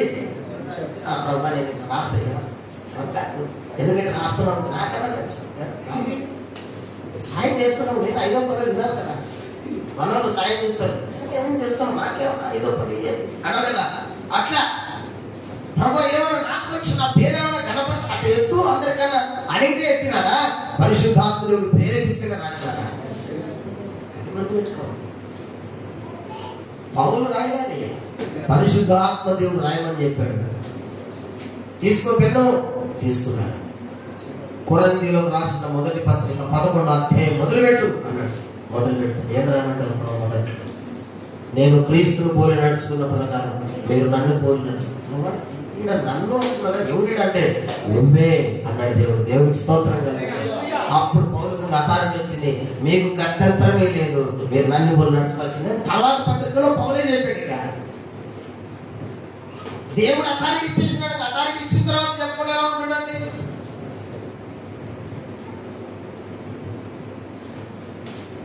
దేవుడే పిలిచి 8 పుస్తకాలను ఆకాశంలో పరిచి, ఇవి ప్రణాళిక పుస్తకాలు, ఇవి నేనే రాయిస్తున్నా నీతో, ఇవి రాసి ముగించబడిన తర్వాత, అన్ని భాషలోనికి తరచుగా అయిన తర్వాత, ప్రతి నాయకుడి చేతులు పట్టిన తర్వాత నేను వస్తున్నానని ప్రకటించు అని ప్రవక్తగా దేవుడు చెప్పాడు.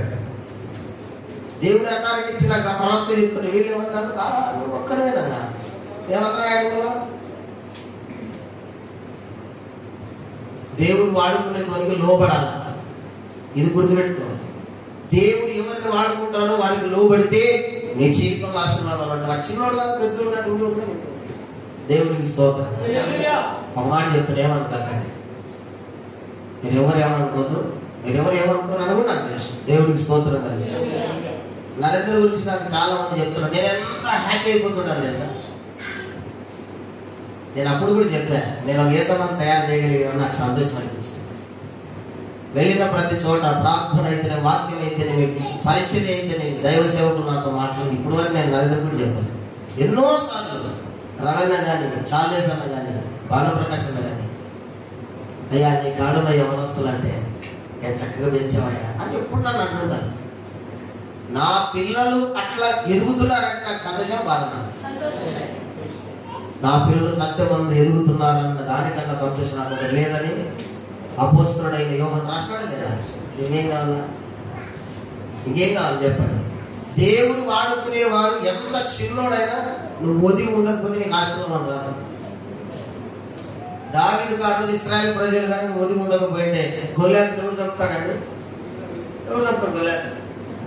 అదిగదిగో ఒక యుద్ధం కదా, జైంటు వచ్చాడు. వాళ్ళందరూ వాళ్ళు చూసి వాడేమో పక్క పక్కన మన ఉంటుంది పాట. అది చిన్న పాటనే ఎంతో మెసేజ్ ఇస్తాడు.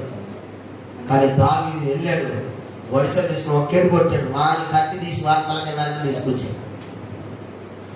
దావీదుకు లోబడకపోతే దయ్యాలు పడతాయి. అందుకే మామకే పట్టింది. దావీదు వల్ల ఇశ్రాయేలుకు రక్షణ వచ్చింది. లోబడకపోతే లోబడకుండా విషపు చూపు చూస్తే దయ్యాలు పడతాయి. దావీదుకు 10,000 కొలది, సౌలుకు 1,000 కొలది అనేసరికి రాసి నేను పాట సేమ్ హీరోదే. ఈడ ప్యాటర్న్ చెప్తున్నాడు. నీకు అర్థమైందో లేదు? నేనుండా కూడా అది కూడా ఇప్పుడు ముందుడా వాడు ఇంకా పెద్దగా చదువుకోలే, వాడికి వయసు రాలే, మీసం రాలే, గడ్డలు రాలే, పట్టాభిషేకం జరగాలి, అప్పుడే రాదు. ఎట్లా ఇది రాజుకులు ఎట్లయింది? లోపల విషయం ఉంది, బయటికి ఏమో మంచిదే. మీరు అందరూ బాగా వచ్చినారు, దూరం నుంచి మధ్యగా తాగండి. ఇదిగో శాస్త్రులు చెప్తున్నారు, ఎక్కడ పుడతాడంట? బెత్లెహేములో పుడతాడంట. మీరు పోండి, ఆ శిశువును చూసి నేను కూడా వచ్చి పూజించున్నట్లుగా మళ్ళా నా దగ్గరికి రండి, మళ్ళా అందరం కలిసిపోదాం అని చెప్పినాడు. ఏ ఉద్దేశంతో? అది ఎవరికి తెలిసింది? అంతరంగమును పరిశీలించువాడైన దేవునికి తెలిసింది. అప్పుడే దేవుడు గబ్రియేలును పంపినాడు. పో గబ్రియేలు, తొందరగా పో, లేట్ అయితే శిశువును చంపడానికి చూస్తున్నాడు అన్నాడు. గబ్రియేలు పై నుంచి వచ్చి మళ్ళా యోసేపు దగ్గరకు వచ్చింది. యోసేపా మళ్ళీ వచ్చినావా దేవదూత? ఇంకేమన్నా తెచ్చివా అంటే తెచ్చిన. ఏం తెచ్చినాడో తెలుసా? ఇక్కడ నుంచి నువ్వు ఐగుప్తుకు పారిపోవాలనే సమాచారం తెచ్చిన. ఐగుప్తుగా ఇప్పుడు యెరూషలేము నుంచి ఐగుప్తు పోలా అన్ని కిలోమీటర్లు ఎట్ట నేను పోయేది నడుచుకుంటా? గర్భవతిని తీసుకొని నేను ఎట్ట పోవాలి చెప్పు నాకు. దేవునికి ఏమన్నా న్యాయం అన్నాడా? నీతిమంతునికి నోట్లో దేవుడు మాట్లాడితే ఎదురు మాటలు రావు. దేవునికి స్తోత్రం. దేవుడు చెప్పాడా? ఎస్, నీ భార్యను తీసుకొని వెళ్ళిపో. హేరోదు రాజు శిశువును చంప చూస్తున్నాడు. సరే, ఐగుప్తులు తలదాచుకున్న తర్వాత మళ్ళీ అక్కడి నుంచి వచ్చి నజరేతుకి వెళ్ళాడు. నజరేతుకి వెళ్ళిన తర్వాత శిశువును చంపాలనుకున్న వాళ్ళందరూ చచ్చిపోయారు. ఎలా అన్నాడు, దేవునికి స్తోత్రం. ఇంకెవ్వరు లేరు, ఎలా అక్కడ మళ్ళా వచ్చాడు. దేవునికి స్తోత్రం కలుగుతాడు. దురుద్దేశముతో సహోదరుని పొగడొద్దు, దురుద్దేశంతో సహోదరుని పొగడొద్దు, దురుద్దేశంతో ఎవరిని కూడా స్నేహితురాలు ఆత్మీయులను కూడా పొగడొద్దు. నీ మాట అవునంటే అవును, కాదంటే కాదు. హృదయంలో ఏది నిండితే అదే మాట్లాడు. యథార్థంగా మాట్లాడడం నేర్చుకో. యథార్థవంతులకు దీవెనలు దండిగా ఉంటాయి. దేవునికి స్తోత్రం కలుగుతాయి. హల్లెలూయా, దేవునికి స్తోత్రం కలుగుగా. ఎక్కడున్నాం మనం? ఎక్కడున్నాం మనం? ఏం చెప్తున్నాం మనం? ఏం రాసేవాడా?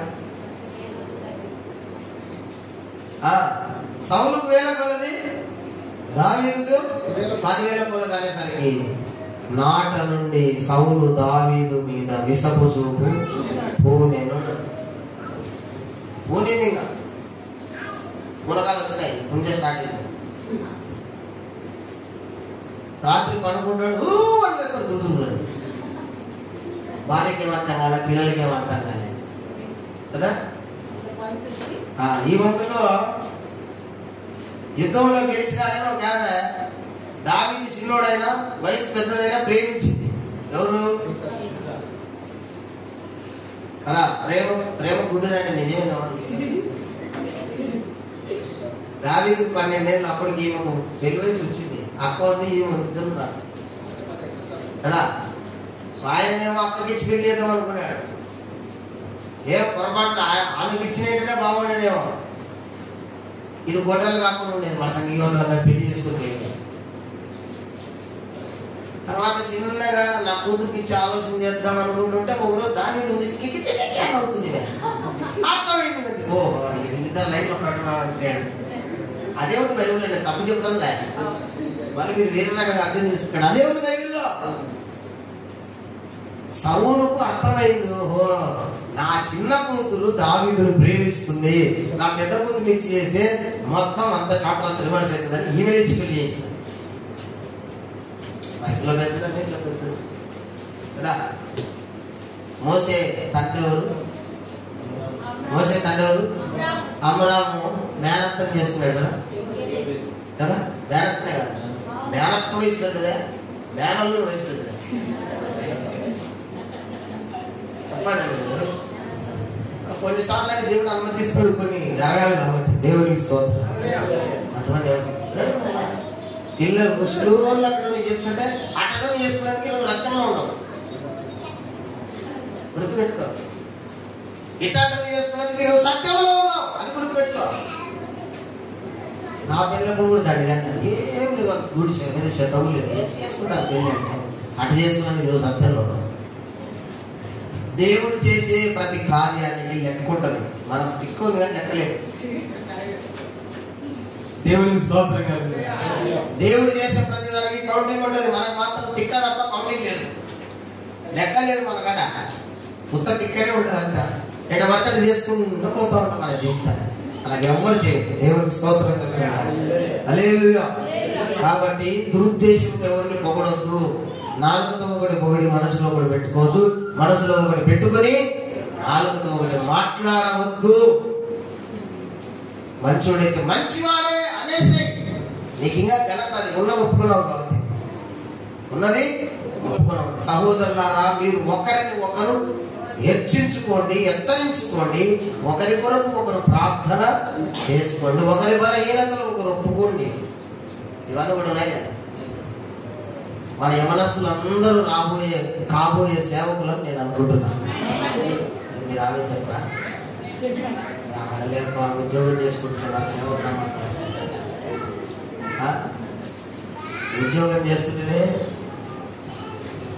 ఉద్యోగం చేస్తుంటేనే మసాలా గీసాలా అటు కట్టుకుంది సేవ చేసే ఒప్పు కూడా ఉండదు.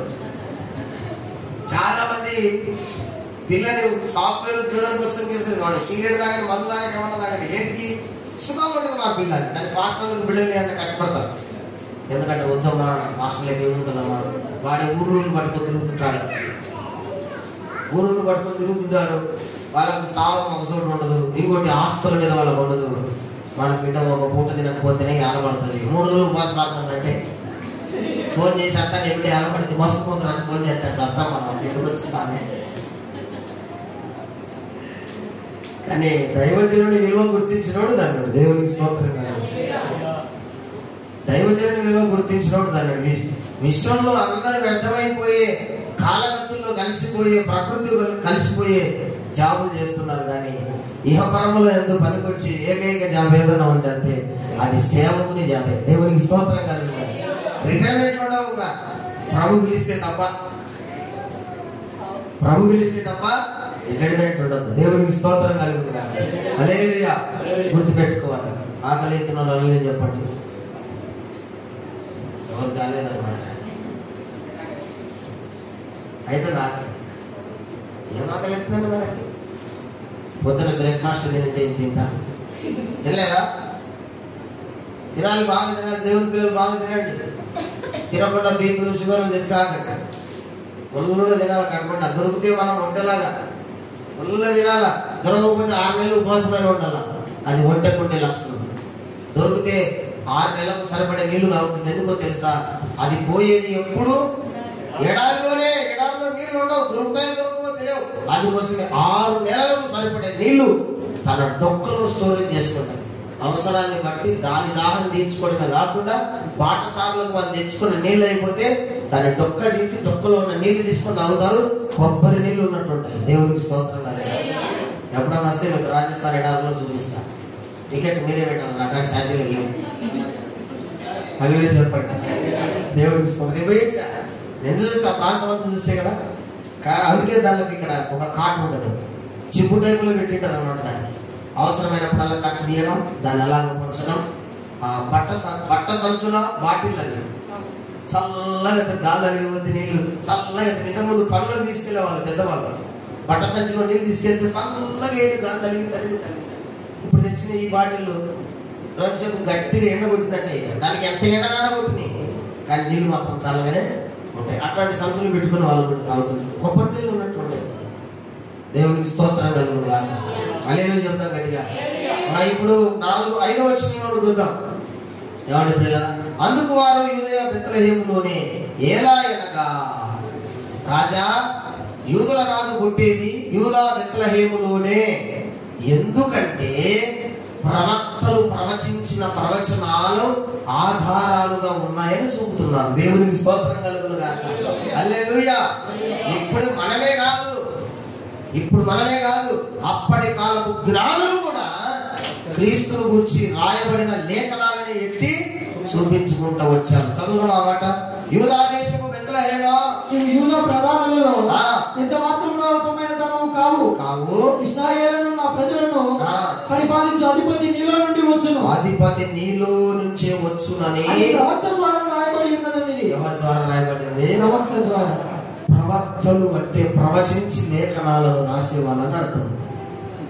దేవుని స్తోత్రం చెప్పండి. ఇప్పుడు చాలా మంది ప్రవక్తలు వచ్చినారండి. వచ్చినారు లేదా? యేసు ప్రభువే చెప్పాడు, నా పేరిట అబద్ధపు ప్రవక్తలు వస్తారు, అబద్ధపు బోధకులు కూడా వస్తారండి. కొంతమంది చెప్తే దానికి తోకేదో తలకాయేదో బాగా లేవు, ఏ ఉండవు కదా. ఎక్కడ ఎత్తుకుంటారో తెలియదు, ఎక్కడ దిగిపోతారో తెలియదు. కొందరికి అలా ఉంటుంది. అంటే గురి లేని పరిచర్య, ప్రత్యక్షత లేని పరిచర్య, స్పష్టత లేని పరిచర్య, సబ్జెక్టు లేని పరిచర్య. హైదరాబాద్లో ఒక ఆమె ఎనిసింది, అబద్ధపు క్రీస్తురాలు. తెలుసా మీకు? నేనే క్రీస్తుని చెప్పుకుంటున్నాను. ఏమని చెప్పుకుంటుంది? మొన్న యథార్థవాదిలో ప్రశ్న అడిగారు అయ్యారు కదా, అడిగితే అయ్యారు చెప్తున్నారు. దాని గురించి మీరేం సిద్ధపడుతున్నారు బాబు? యేసు ప్రభు ఆల్రెడీ చెప్పేసారు. నేను చెప్తాను వినండి. ఎవరైతే లోకపు పరిస్థితులు తారుమారైతున్నప్పుడు ప్రశ్నిస్తారో వాళ్లకు లేఖనాల మీద గ్రహింపు లేదని అర్థం. గుర్తుపెట్టుకోండి. అబద్ధము క్రీస్తులు వస్తారని యేసువే చెప్పాడా లేదా? అంటే అందరు మొగ్గులు ఇక ఆడా వేసుకున్నాను నేను. అబద్ధము బోధకులు అన్నాడు. బోధకులు అనలే అక్కడ, అంటే బోధించే ప్రతి ఒక్కరు బోధకులే, అది ఆడోళ్ళు కానీ మొగోళ్ళు కానీ అంతే అంతే. కాకపోతే హైదరాబాద్లో తొందరగా బయటకు వచ్చి ఇప్పుడు అందరికీ చెప్తుంది, నేను యేసుక్రీస్తుని, నేనే రక్షకుని, నేనే మార్గం జీవం. 300 మంది యవనస్తులు నాకు వాలంటీర్లు అంట. మీరు చెప్పండి, అబద్ధానికి ఆయుష్ ఎక్కువ. అబద్ధానికి ఏమి ఎక్కువ? ఆయుష్ ఎక్కువ. నిజం అంటే ఎవరికి వంట పట్టదు, ఎందుకంటే నిజం చేదు. నిజం ఎప్పటికైనా చేదే, కాబట్టి చేదు ఎవరు ఇష్టపడరు. కానీ సకల రోగాలకు నివారణ చేసే మందులన్నీ చేదుగానే ఉంటాయి. టాబ్లెట్ వేసుకుని పోతే డాక్టర్ ఎందుకు చెప్పండి అండి. కానీ చేదు ఉందని నువ్వు దాన్ని బయటకు మిస్తే రోగం పోతుందా?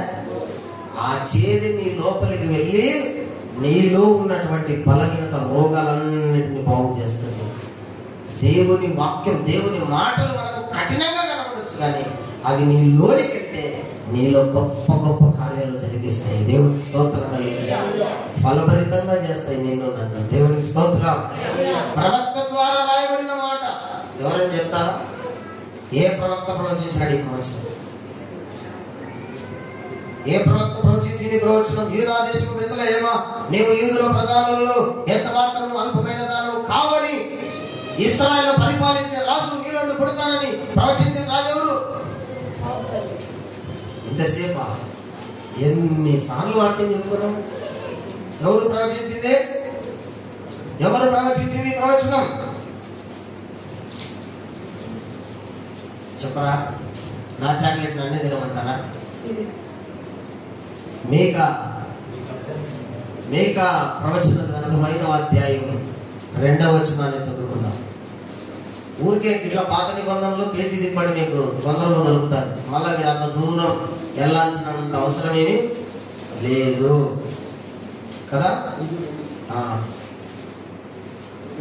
యోనా పక్కనే ఉంటుంది చూడండి. నహూముకు ముందు ఉంటుంది, యోనాకు తర్వాత ఉంటుంది. 5వ అధ్యాయం 2వ వచనం చదువునా. బెత్లెహేము ఎఫ్రాతా, యూదా వారి కుటుంబములో నీవు స్వల్ప గ్రామమైనను నా కొరకు ఇశ్రాయేలును ఏలబోవాడు నీలో నుండి వచ్చును. దేవునికి స్తోత్రం. ప్రవక్త ప్రవచిస్తున్నాడు. యూదా దేశము బెత్లెహేమ. యూదా దేశంలో బెత్లెహేమ అనేది ఒక చిన్న మారుమూల పల్లెటూరు, కానీ అక్కడ 2 పేర్లు ఉన్నాయి. ఏమేమున్నాయి? 2 సపరేట్ 2 ఒకటేనా? మాస్టర్ ఒక రకంగా చెప్పింది. కామం ఉంది కాబట్టి కామ లేదా? ఎఫ్రాతా తర్వాత కామ లేదా? అందుకే 2 కలిపిన పదాలు ఒకటే అంటుంది. మీకు అర్థం అవటం లేదు. కామాకి యువతలు ఉన్నాయి కాబట్టి 2 ఒకటే అంటుంది. కామకు అవతలు ఉంటే వేరువేరైతే, మరియు అనున్నా నువ్వు అనున్నా వేరువేరైతే. కామకి యువతలు ఉన్నాయి కాబట్టి 2. మీరు చూడండి, బెత్లెహేము ఎఫ్రాతాను, బెత్లెహేమును ఎఫ్రాతాను అని రాయాలి మామూలుగా అయితే. అవునా? బెత్లెహేమును ఎఫ్రాతాను, బెత్లెహేమా లేకుంటే ఎఫ్రాతా అని రెండింటిని విభజించడానికి ఏమని రాశాడు కదా? బెత్లెహేము ఎఫ్రాతా. మంచి సబ్జెక్ట్ ఉందండి. దేవునికి స్తోత్రం. 2 ఒకటే పేరు. 2 ఎఫ్రాతా అంటే అర్థం ఏంటంటే ఫ్రూట్ఫుల్, ఫలభరితమైనది అని అర్థం. బెత్లెహేము అంటే రొట్టెల ఇల్లు అని అర్థం. బెత్లెహేము ఎఫ్రాతా అంటే ఆహారం సమృద్ధిగా దొరికే ప్రదేశం అని అర్థం. రూతు గ్రంథం 1వ అధ్యాయం 5వ వచనంలో ఆ ప్రవచనం ఉంది. ఒకసారి చూడు. రూతు 1:5.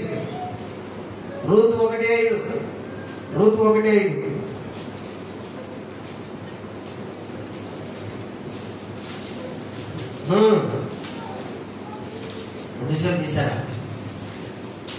వారు ఇంచుమించు 10 సంవత్సరాలు అక్కడ నివసించిన తర్వాత మహలోను కిర్యోను ఇద్దరు చనిపోయి కాగా ఆ స్త్రీ తాను కనిన 2 కుమారులను 6వ వచనం చదవండి డైరెక్ట్ గా. వారికి ఆహారం ఇచ్చుటకు యెహోవా తన జనులను దర్శించినని ఆమె మోయాబు దేశములో వినెను గనుక మోయాబు దేశమును విడిచి వెళ్ళుటకై ఆమెయు ఆమె కోడలను ప్రయాణమైంది. చాలు. అసలు రూతు దేవుడు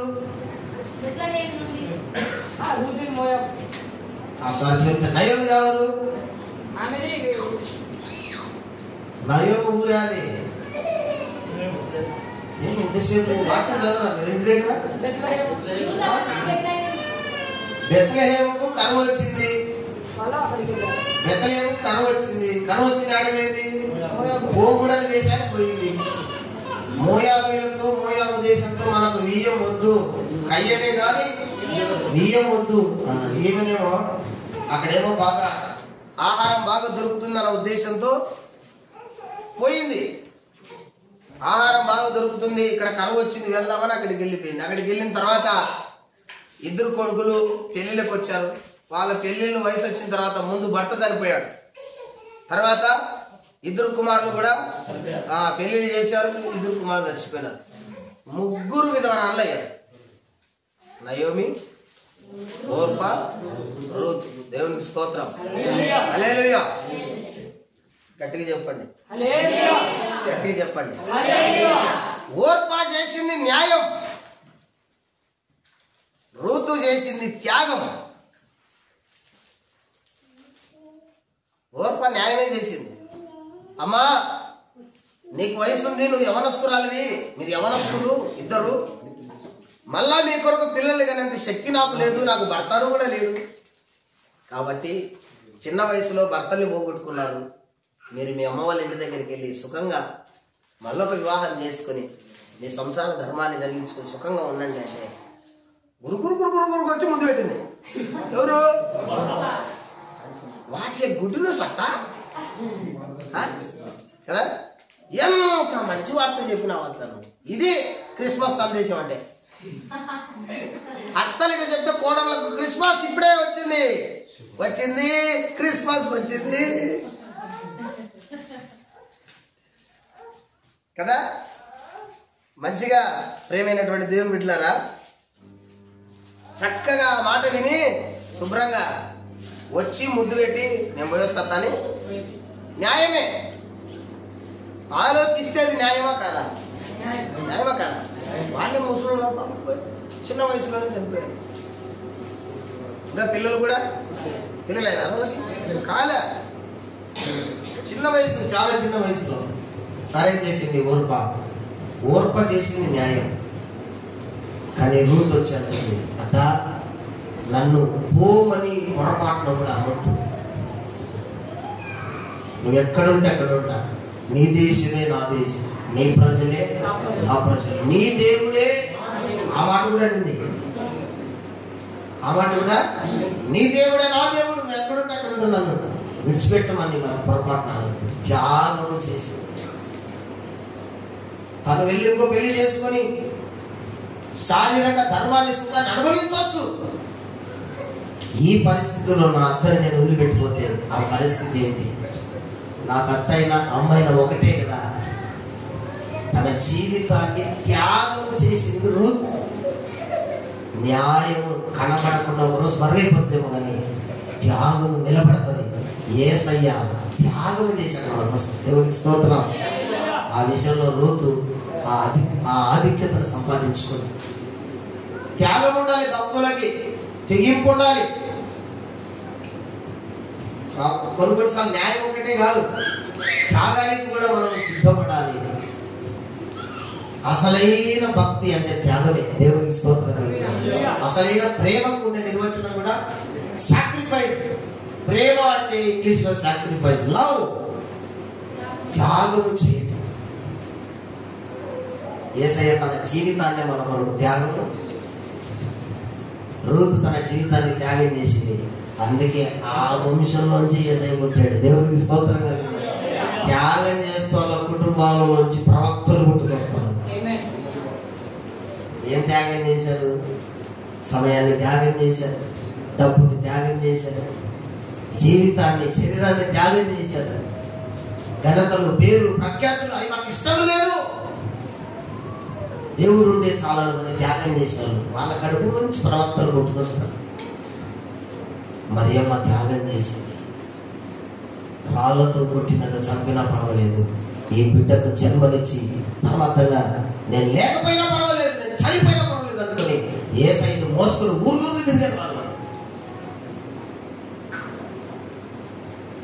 విశ్వమంతటిని తన కడుపులో పెట్టుకుని ఏ బాధ ఏ కష్టం తెలియకుండా పెంచి పోషించి నడిపిస్తున్న దేవునికి బాలుడుగా పుట్టినప్పుడు కనీసం ఇంట్లో కూడా ఎవరు చేర్చుకోలే,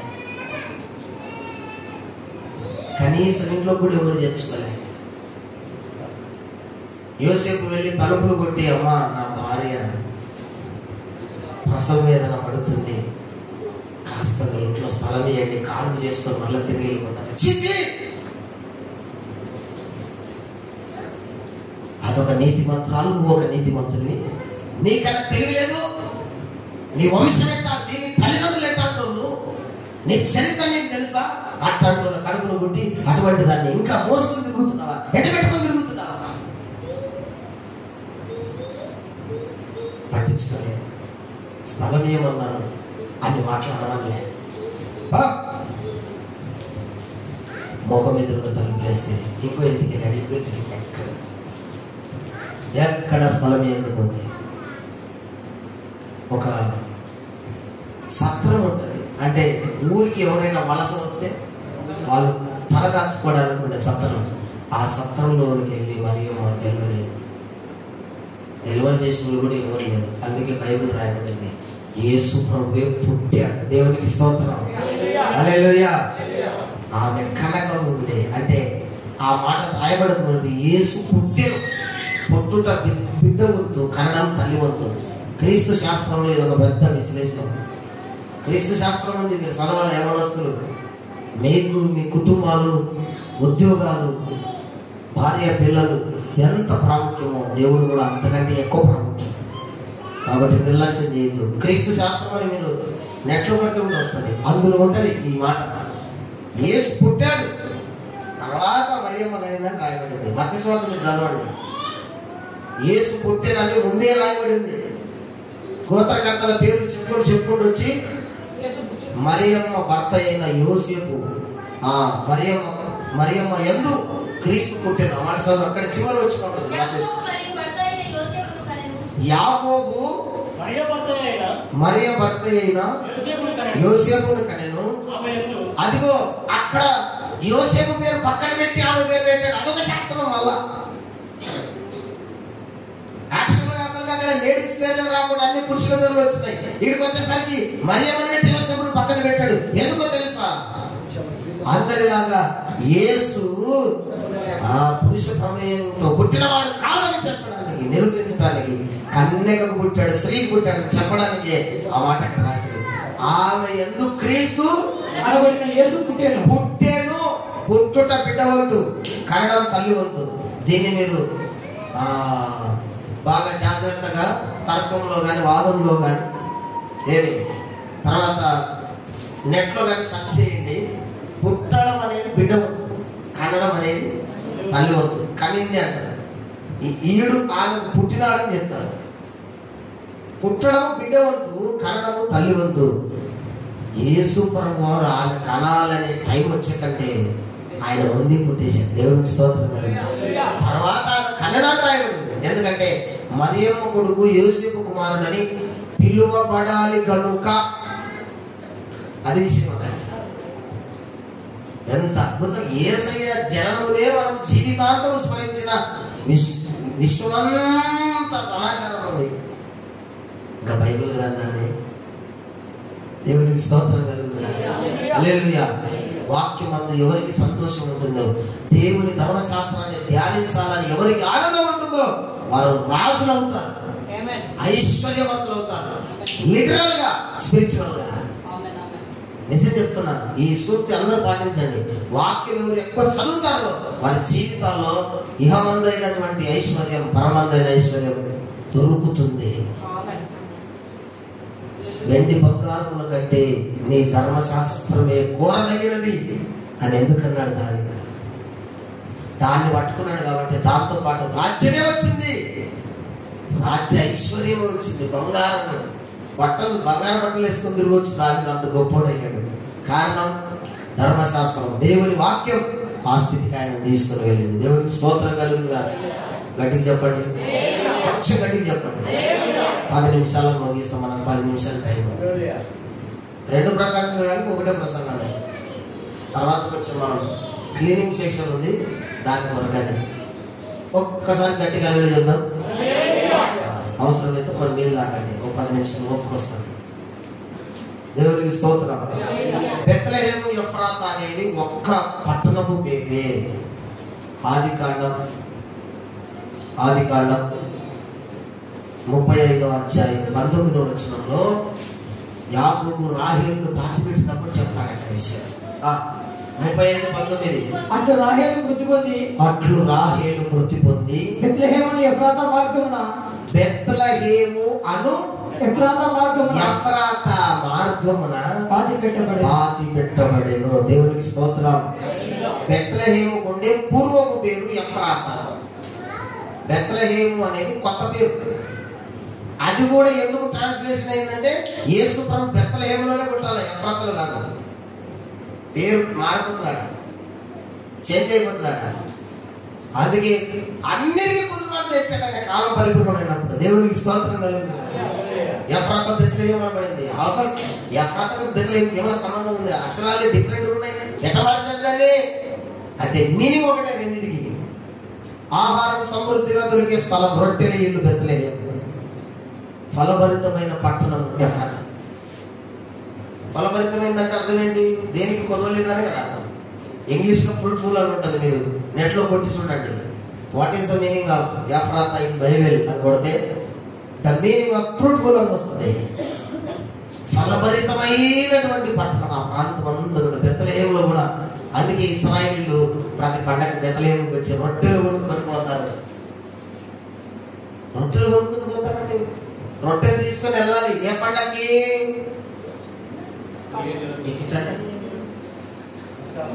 ఏ పండగకి? పులియని రొట్టెల పండుగ, పస్కా పండుగ కదా. రొట్టెలు కొనుక్కోవాలి. పులియని రొట్టెలు, శ్రేష్టమైన రొట్టెలు తీసుకెళ్ళి తర్వాత 4 రోజులకి ఏం చేయాలా? బలి వధించి ఈ రొట్టెలు ఆ మాంసంతో కలుపుకొని తినాలి. ఈరోజు మనం ప్రార్థన ఇస్తే రాత్రికి ఇంకా రొట్టెలు మాంసమే. అలా చెప్పండి, అవునా కదా? చికెన్ ఇప్పుడు 50 మొత్తాలు ముక్కలు కదా, ఒక్కడేగా కలుపుకొని ఇసుకొని తిన్నట్టు వాళ్ళు కూడా తిన్నారు. దానికి గుర్తు చెప్పాడు ఆయన ఒకానొక దినం. ఏంటైనా మీరు వచ్చి పండుగ చేసుకొని పోతున్నారు కదా, సర్వ మానవాళి పాప విమోచనం కొరకై బలి పశువుగా నా కుమారుడే వస్తాడు. అప్పుడు మీరు పులియని పిండితో అనగా మీ జీవితంతో యేసుక్రీస్తు అనేటువంటి ఈ బలి పశు మాంసం మీరు తినాలి. అందుకే ప్రతి ఆదివారం మనం ఆయన శరీరంలో రక్తం పులియని పిండితో పండుగ చేసుకుంటాం. అంటే బ్రతుకులో పులి లేకుండా చేసుకోవాలి. ఏం చేసుకోవాలి? బ్రతుకులో పులి అంటే అర్థం ఏంటి? చెడు స్వభావం, దేవునికి విరోధమైన స్వభావం లేకుండా ప్రభు రక్త మాంసాలు మనం పాల్గొని పొందాలి. దేవునికి స్తోత్రం కలుగుతుంది. గట్టి కలిగి చెప్పండి. యూదా వారి కుటుంబములలో యేసు పుట్టాలి. ఇది కూడా చెప్తాను. రోమా పత్రిక 9వ అధ్యాయం 5వ వచనం. రోమా 9:5. రోమా పత్రిక 9వ అధ్యాయం 5వ వచనాన్ని ఒకసారి చూడండి. పితరులు వీరి వారు శరీరమును బట్టి ఏం బట్టి? దాశాలను బట్టి. ఫిలిప్పీ పత్రికలో మీరు చూస్తే ఆయన దేవునితో సమానముగా ఉండుట విడిచిపెట్టకూడని భాగ్యం ఎంచుకోలేదు, కానీ ఆయన మనుష్య పోలికగా పుట్టి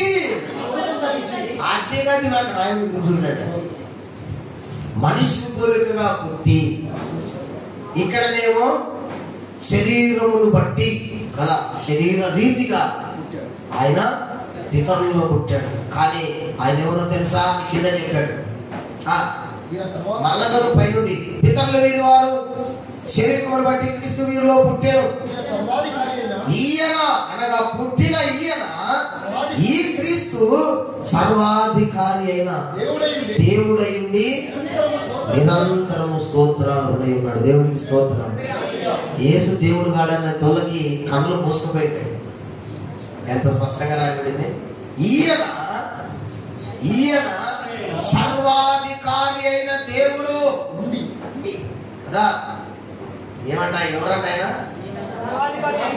ఏలాయనగా మనకు శిశు పుట్టిన కుమారుడు అనుగ్రహించబడింది. ఆయన భుజముల మీద రాజ్యభారం ఉండెను. ఆయన నిత్యుడగు తండ్రి, సమాధానకర్త, నిత్యుడగు తండ్రి, సర్వాధికారం కలిగినటువంటి వాడు అని ఏ దేవుడైతే పిలువబడ్డాడో ఆ దేవుడే ఒక అంశగా కుమారుడిగా భూలోకానికి మానవ రీత్య బలి కావడానికి దిగి వచ్చాడు. దేవుడితో సమానుడైన వాడు, దేవుడైన వాడు కదండి, దేవుని యొక్క ఉన్నవాడు మనుషులను విమోచించుట కొరకై శరీర రీతిగా ఇశ్రాయేలీయులలో యూదులలో ఒకటిగా పుట్టాడు. దేవునికి స్తోత్రం. అందుకే యూదా కుటుంబం అంటే అందరికీ శుభసు. ఎందుకు 10 గోత్రాలేమో బాగా సంపాదించుకున్న గోత్రాలు. యూదా గోత్రం సంపాదనకి ఎక్కువ ఇష్టపడలే. యూదా గోత్రం కేవలం దేవునికి ప్రియారిటీ ఇచ్చినటువంటి గోత్రం, దేవుణ్ణి ప్రేమించిన గోత్రము, దేవుని చేత ప్రేమించబడిన గోత్రం. వాళ్ళు అంటున్నారు మేము అందరం బాగానే ఉన్నామండి. ఆ యూదా బెన్నాన్ని నాడు ఇద్దరు మనం కూడా అప్పుడప్పుడు అనుకుంటాం వాళ్ళ కొడుకు ఇలా బాగా సంపాదించుకున్నాడు, ఒకడు అండి అల్లు సిద్ధమై అనుకుంటా పోతున్నాడు. అల్లెలు తప్ప ఏం లేదు, నోరు తెచ్చాలని లేదు, నోరు మూసాలని లేదు. అట్లా అనుకునేది ఫస్ట్. యూదా గోత్రాన్ని కూడా అట్లా అనుకుంటే కాలం పరిపూర్ణమైంది. ఊరికే ఉంటుందా? దేవునికి స్తోత్రం. కాలం వస్తుంది గుర్తుపెట్టుకో, కాలం వస్తుంది గుర్తుపెట్టుకో, కాలం వస్తుంది గుర్తుపెట్టుకో. నిన్ను స్వల్ప అని ఎవరన్నారు? వాళ్ళే అల్ప అని పిలిచారు. దేవునికి స్తోత్రం. వస్తున్నా తిన్నాను. నమ్ము, విశ్వాసం చూడు. విశ్వాసంతో దేవుడు ఇచ్చిన వాగ్దానాన్ని అలాగా పట్టుకో. నీవిప్పుడు కొంచెంగా ఉన్నావు, తుదకు నీవు మహాభివృద్ధి పొందుతామని యోగు వాగ్దానం చేయబడింది. నువ్వు నమ్ము, ఆ వాగ్దానాన్ని నమ్ము. మొదట నీ స్థితి కొంచెమైన ఆయన్ని ఏం చేస్తాడంటే తుదకు దాన్ని అభివృద్ధిగా కాదు, మహాభివృద్ధిగా మారుస్తాడు. ఇంకా ఆ దేశంలో, ఆ ప్రాంతంలో మొదట్లోనే యోగు కన్నా ధనవంతులు లేడు. ఇప్పుడు రెట్టిపోయినాయి. ఇక పుట్ట నేరడు. ఇది రాయడం అక్కడ, అది రాయడం అక్కడ. యూదా దేశము బెత్లెహేమా, ఇశ్రాయేలీయులలో యూదా ప్రధానులలో ఎంత మాత్రము అంటున్నారు కానీ నువ్వేం పట్టించుకోవు. ఎందుకంటే నిన్ను మాత్రమే కాదు, ఇశ్రాయేలులందరినీ పరిపాలించబోయే రాజు వస్తున్నాడు. ఆయన కూడా నీలో నుంచి వస్తున్నాడు. దేవునికి స్తోత్రం. ఇప్పుడు మొత్తానికి సహాయం అన్నారు యూదులు. అందుకే యూదులకు అంత ఘనత, యూదులకు అంత ఘనత ఎందుకు వచ్చిందంటే యేసు ప్రభు పుట్టాడు కనుక. గొంతుకు ఐశ్వర్యం కూడా వాళ్ళకు, ధర్మశాస్త్రం కూడా వాళ్ళ పరమే చేయబడింది కాబట్టి వాళ్ళు బాగా ధనవంతులు, ఐశ్వర్యవంతులు. యూదులలో ఉండే తెగలు చెప్పండి. శాస్త్రులు, పరిసయ్యులు, సద్దుకయ్యులు కదా, సుంకరులు, పాపులు. పరిసయ్యులన్నా, శాస్త్రులన్నా, సద్దుకయ్యులన్నా ధనవంతులు. డబ్బుకు కొలివేలేదు వాళ్ళ దగ్గర. పరిసయ్యుల దగ్గర ఎంత డబ్బు ఉందంటే అగ్రపీఠాల మీద కూర్చుని డబ్బు. అందుకే వాళ్ళకు కూర్చేయకపోతే కొట్లాటనే, మాంసం పెట్టకపోతే కొట్లాటనే, వాళ్ళకు విలువ ఇవ్వకపోతే కూడా కొట్లాటనే. తర్వాత దేవుడు మొత్తం తన కింద చేసి పెట్టాడండి. యూదా గోత్రంలో ఆయన పుట్టేసరికి కథ అంతా రివర్స్ అయింది. ఇప్పుడు యూదా గోత్రం పైకి ఇశ్రాయేలు కిందకి వచ్చినారు. ఎంత విచిత్రం ఉందండి. ఇప్పుడు వాళ్ళు చెప్పుకోవాలనుకున్నప్పుడు ఇశ్రాయేలు అని చెప్పుకోవట్లేదు, యూదులు అని చెప్పుకుంటున్నారు. జూదాస్ అని చెప్పుకుంటున్నారు. ఇశ్రాయేల్ కంటే దేశానికి పెట్టారు ఆ పేరు.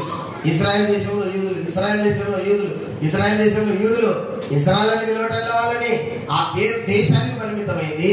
వీళ్ళేమో యూదా గోత్రంలో ఇంక్లూడ్ అయిపోయినారు. మనకు కూడా ఒక టైం వస్తుంది, తప్పకుండా వస్తుంది, తప్పకుండా వస్తుంది. దేవునికి స్తోత్రం కలుగు. రాక తప్పదు, రాక తప్పదు. యేసు రాక తప్పదు. మనకు కూడా ఖచ్చితంగా మన జీవితాల్లో అనుభవించిన వాటికన్నిటికీ ముగింపు కూడా రాక తప్పదు. తప్పకుండా వస్తుంది, తప్పకుండా వస్తుంది, తప్పకుండా వస్తుంది. నిశ్చయముగా ముందుగతి రానే వచ్చును. ఆశ భంగము, ఆశ అట్లే పెట్టుకోనుండు, ఆశ అట్లే పెట్టుకోనుండు, నిరీక్షణ అట్లే పెట్టుకోనుండు, విశ్వాసం అట్లే పెట్టుకోనుండు. కాలం వస్తుంది, నిర్ణయ కాలమే వస్తుంది. అది వచ్చినప్పుడు మొత్తం అంత తలకింద చేస్తాడు దేవుడు. దేవునికి స్తోత్రం కలుగుతుంది. పెద్దలు అంటుంటారు అసలు బండ్లు ఓడలైతే ఓడలు బండ్లు అయితే అని. మొదటి వారు కడపటి వారు, కడపటి వారు మొదటి వారు. ప్రవచనాలు నెరవేరుతాయి, అంత ఈజీగా ఏమీ జరగదు. దేవునికి స్తోత్రం కలుగుతుంది. హల్లెలూయా. చాలా పెద్ద ప్రసంగాన్ని ఎత్తుకున్నాం, ఇప్పుడు ముగించాలి తప్పదు. ఎందుకంటే మళ్ళా ఇప్పటికే చాలా టైం అయింది. దేవునికి స్తోత్రం. టైం అయిందే లేదా? టైం అయిందే లేదా? అయింది కదా. Very good. యథార్థవంతులను దేవుడు దీవిస్తాడు ఎప్పుడైనా. దేవునికి స్తోత్రం. టైం 1:30 నువ్వు ఇప్పుడు మాట తప్పినావంటే నేను వచ్చే వారం నుండి నేను మాట తప్పుతాం మాట అంటారు లేదు. కానీ ముగింపుకు వచ్చాను చెప్తున్నా. ఒక 4 పాయింట్స్ చెప్తా. ప్రభు చిత్తం అయితే వచ్చే వారం ధ్యానం చేస్తున్నాం. ఇప్పుడు 4వ వచనంలో ఆయన అడుగుతున్నాడు, యాజకులను శాస్త్రులను అడుగుతున్నాడు. చదువుదాం. కాబట్టి రాజు ప్రధాన యాజకులను ప్రజల నుండి శాస్త్రులందరినీ సమకూర్చి క్రీస్తు ఎక్కడ పుట్టునని వారిని అడిగాను. క్రీస్తు పుట్టుకకు గల కారణాలు చెప్తున్నా, జాగ్రత్తగా రండి. యేసు ఎక్కడ పుడతాడు? ఇది హోంవర్క్ అనుకోండి, వచ్చే వారం ధ్యానం చేద్దాం. ఫస్ట్ పాయింట్, యేసు ఎక్కడ పుడతాడు. 2, ఎప్పుడు పుడతాడు. 3, ఎలా పుడతాడు. 4, ఎందుకు పుడతాడు. మీరు ఇంటికి వెళ్ళి ధ్యానం చేయండి. మళ్ళీ చెప్పండి. ఎక్కడ పుడతాడు, ఎప్పుడు పుడతాడు, ఎలా పుడతాడు, ఎందుకు పుడతాడు. అన్ని ప్రశ్నలే. అవి కూడా చెప్తాం అనుకున్నాను, కానీ వచ్చాక దాని వస్తుందే ఉన్నాను. కానీ వచ్చుకున్నాను. గట్టిగా చెప్పండి. హల్లెలూయా. కొత్త కొత్త విషయాలు చాలా నేర్చుకున్నాను కదా. ఆదివారం అంటే పండగ, దేవునికి స్తోత్రం. హల్లెలూయా, హల్లెలూయా. మీరందరూ ఇంటికాడ హోంవర్క్ చేసుకోండి. 4 విషయాలు. యేసు ఎక్కడ పుడతాడు, ఎక్కడ పుడతాడు, ఎప్పుడు పుడతాడు, ఎందుకు, ఎలా పుడతాడు, ఎందుకు పుడతాడు.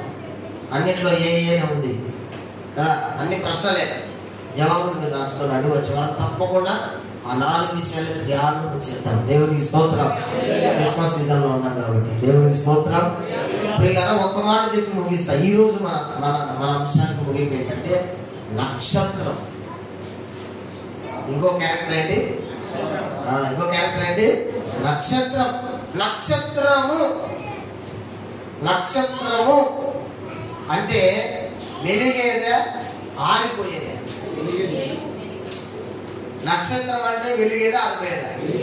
ఆరిపోయిన దాన్ని ఎవరైనా స్టార్ అంటారా. సినిమా స్టార్లు కూడా ఉన్నారు. సినిమా ఫీల్డ్ లో బాగా ఎదిగినందుకు స్టార్ ఇస్తారా, ఆరిపోయినందుకు స్టార్ ఇస్తారా, ఓడిపోయినందుకు స్టార్ ఇస్తారా, గెలిచినందుకు స్టార్ ఇస్తారా. చెప్పండి. గెలిచినందుకు కదా స్టార్ ఇచ్చేది. అవును, స్టార్ అంటే వెలుగునిచ్చున్నది. దేవునికి స్తోత్రం. ఈ నక్షత్రము మనకు పోల్చబడింది. మనల్ని కూడా యేసయ్య మీరు లోకానికి వెలుగు అని చెప్పాడు. చూడండి, మత్తయి సువార్త 5వ అధ్యాయం 14వ వచనం. చకచక 2 మాటలు చూపించి ముగిస్తారు. చదవాలి. 5:14. మీరు లోకమునకు వెలుగై ఉన్నారు. దేవునికి స్తోత్రం. మీరు లోకానికి ఏమై ఉన్నారు,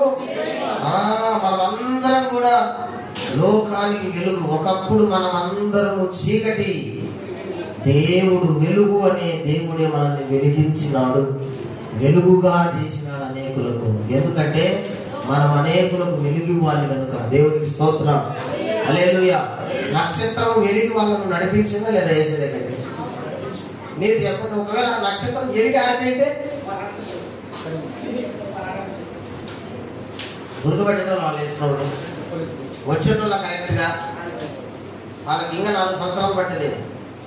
ఇంకో వేరే గుర్తులు ఎత్తుకునేటోళ్ళు మళ్ళా వేరే కొన్ని గుర్తులు ఉంటాయి కదా, దానిని కూడా ఎత్తుకునేవాళ్ళు.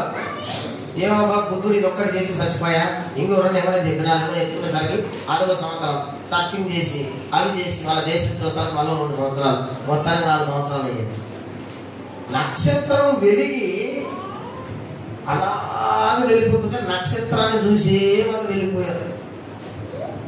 దేవుని పిల్లలుగా మనము నక్షత్రాలలాగా బ్రతకాలి.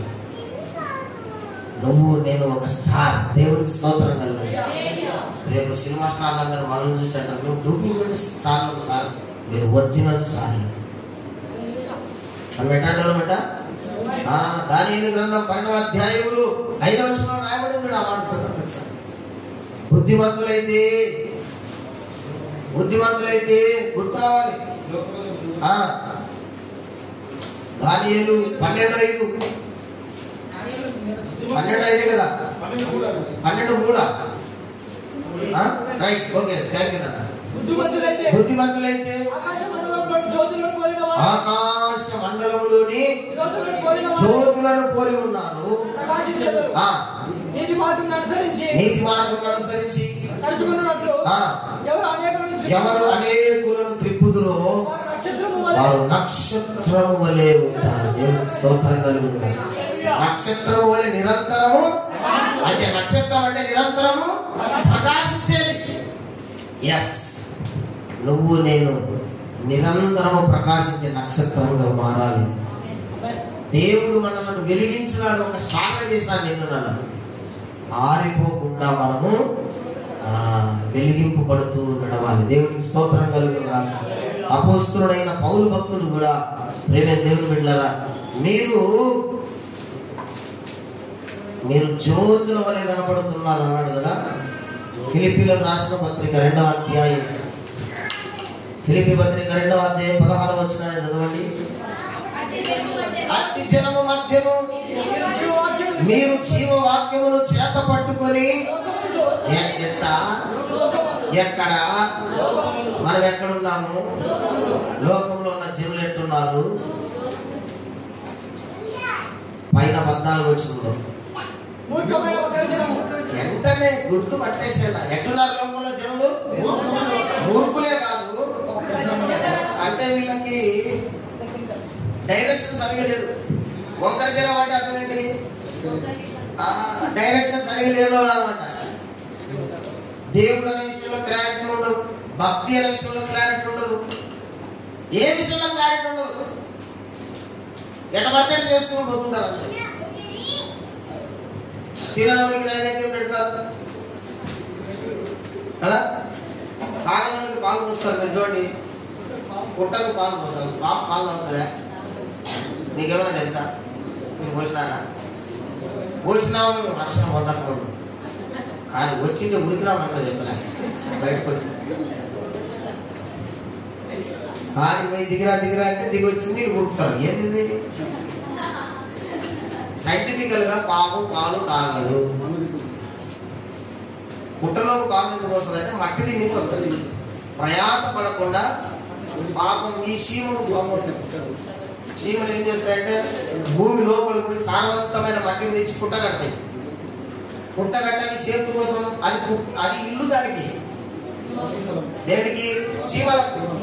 చీమలు పెట్టిన పుట్టలు కదా, చీమలు పెట్టిన పుట్టలు. పాపం అవి సారవంతమైన మట్టి బయటకు తెచ్చుకొని, అంటే గట్టిగా ఉంటుంది, సారవంతంగా ఉంటుంది, వర్షానికి ఎండకు మనకి ఇబ్బంది ఉండదు అని బాగా దాటి కొంచెం అయిపెడితే ఏం చేస్తుందంటే ఇది పోయి అన్నింటినీ బయటకు తొప్పి ఇది నివాసం చేస్తుంది. ఎందుకో తెలుసా?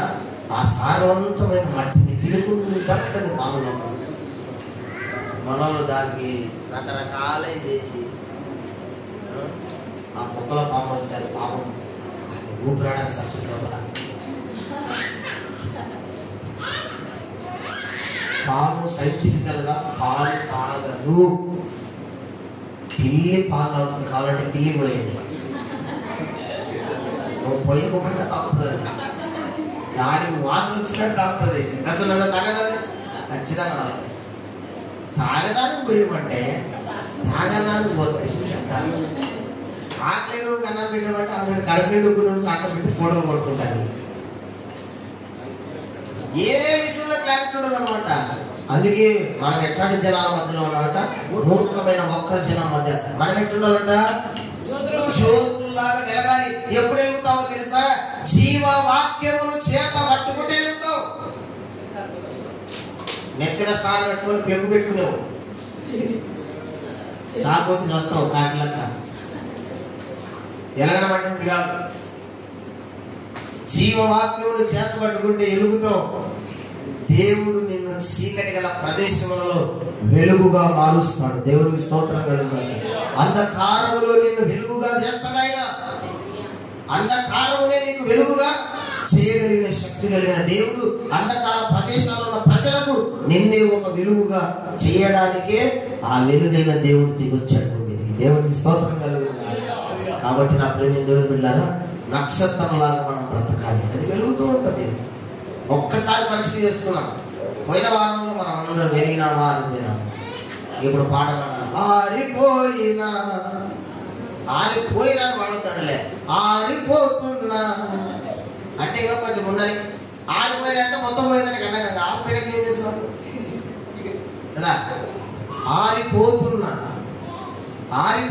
నా జీవితాన్ని మళ్ళా ఒకసారి వెలిగించుకోవాలి ప్రభుని అడిగితే దేవుడు తప్పకుండా వెలుగుని వెలిగిస్తాడు. దేవుని స్తోత్రం కలిగిన వెలిగించటానికి ఆయన ప్రతి ఆదివారం సంఘములో అదృశ్య స్వరూపిగా తిరుగుతూ ఉన్నాడు. అదే ప్రకటనా గ్రంథపు యొక్క భావం. ఇదిగో నాతో మాట్లాడుతున్న వారి స్వరం ఏమిటో అని నేను తిరిగి చూడగా దీప స్తంభముల మధ్యన ఒక ఆయన సంచరిస్తున్నాడు.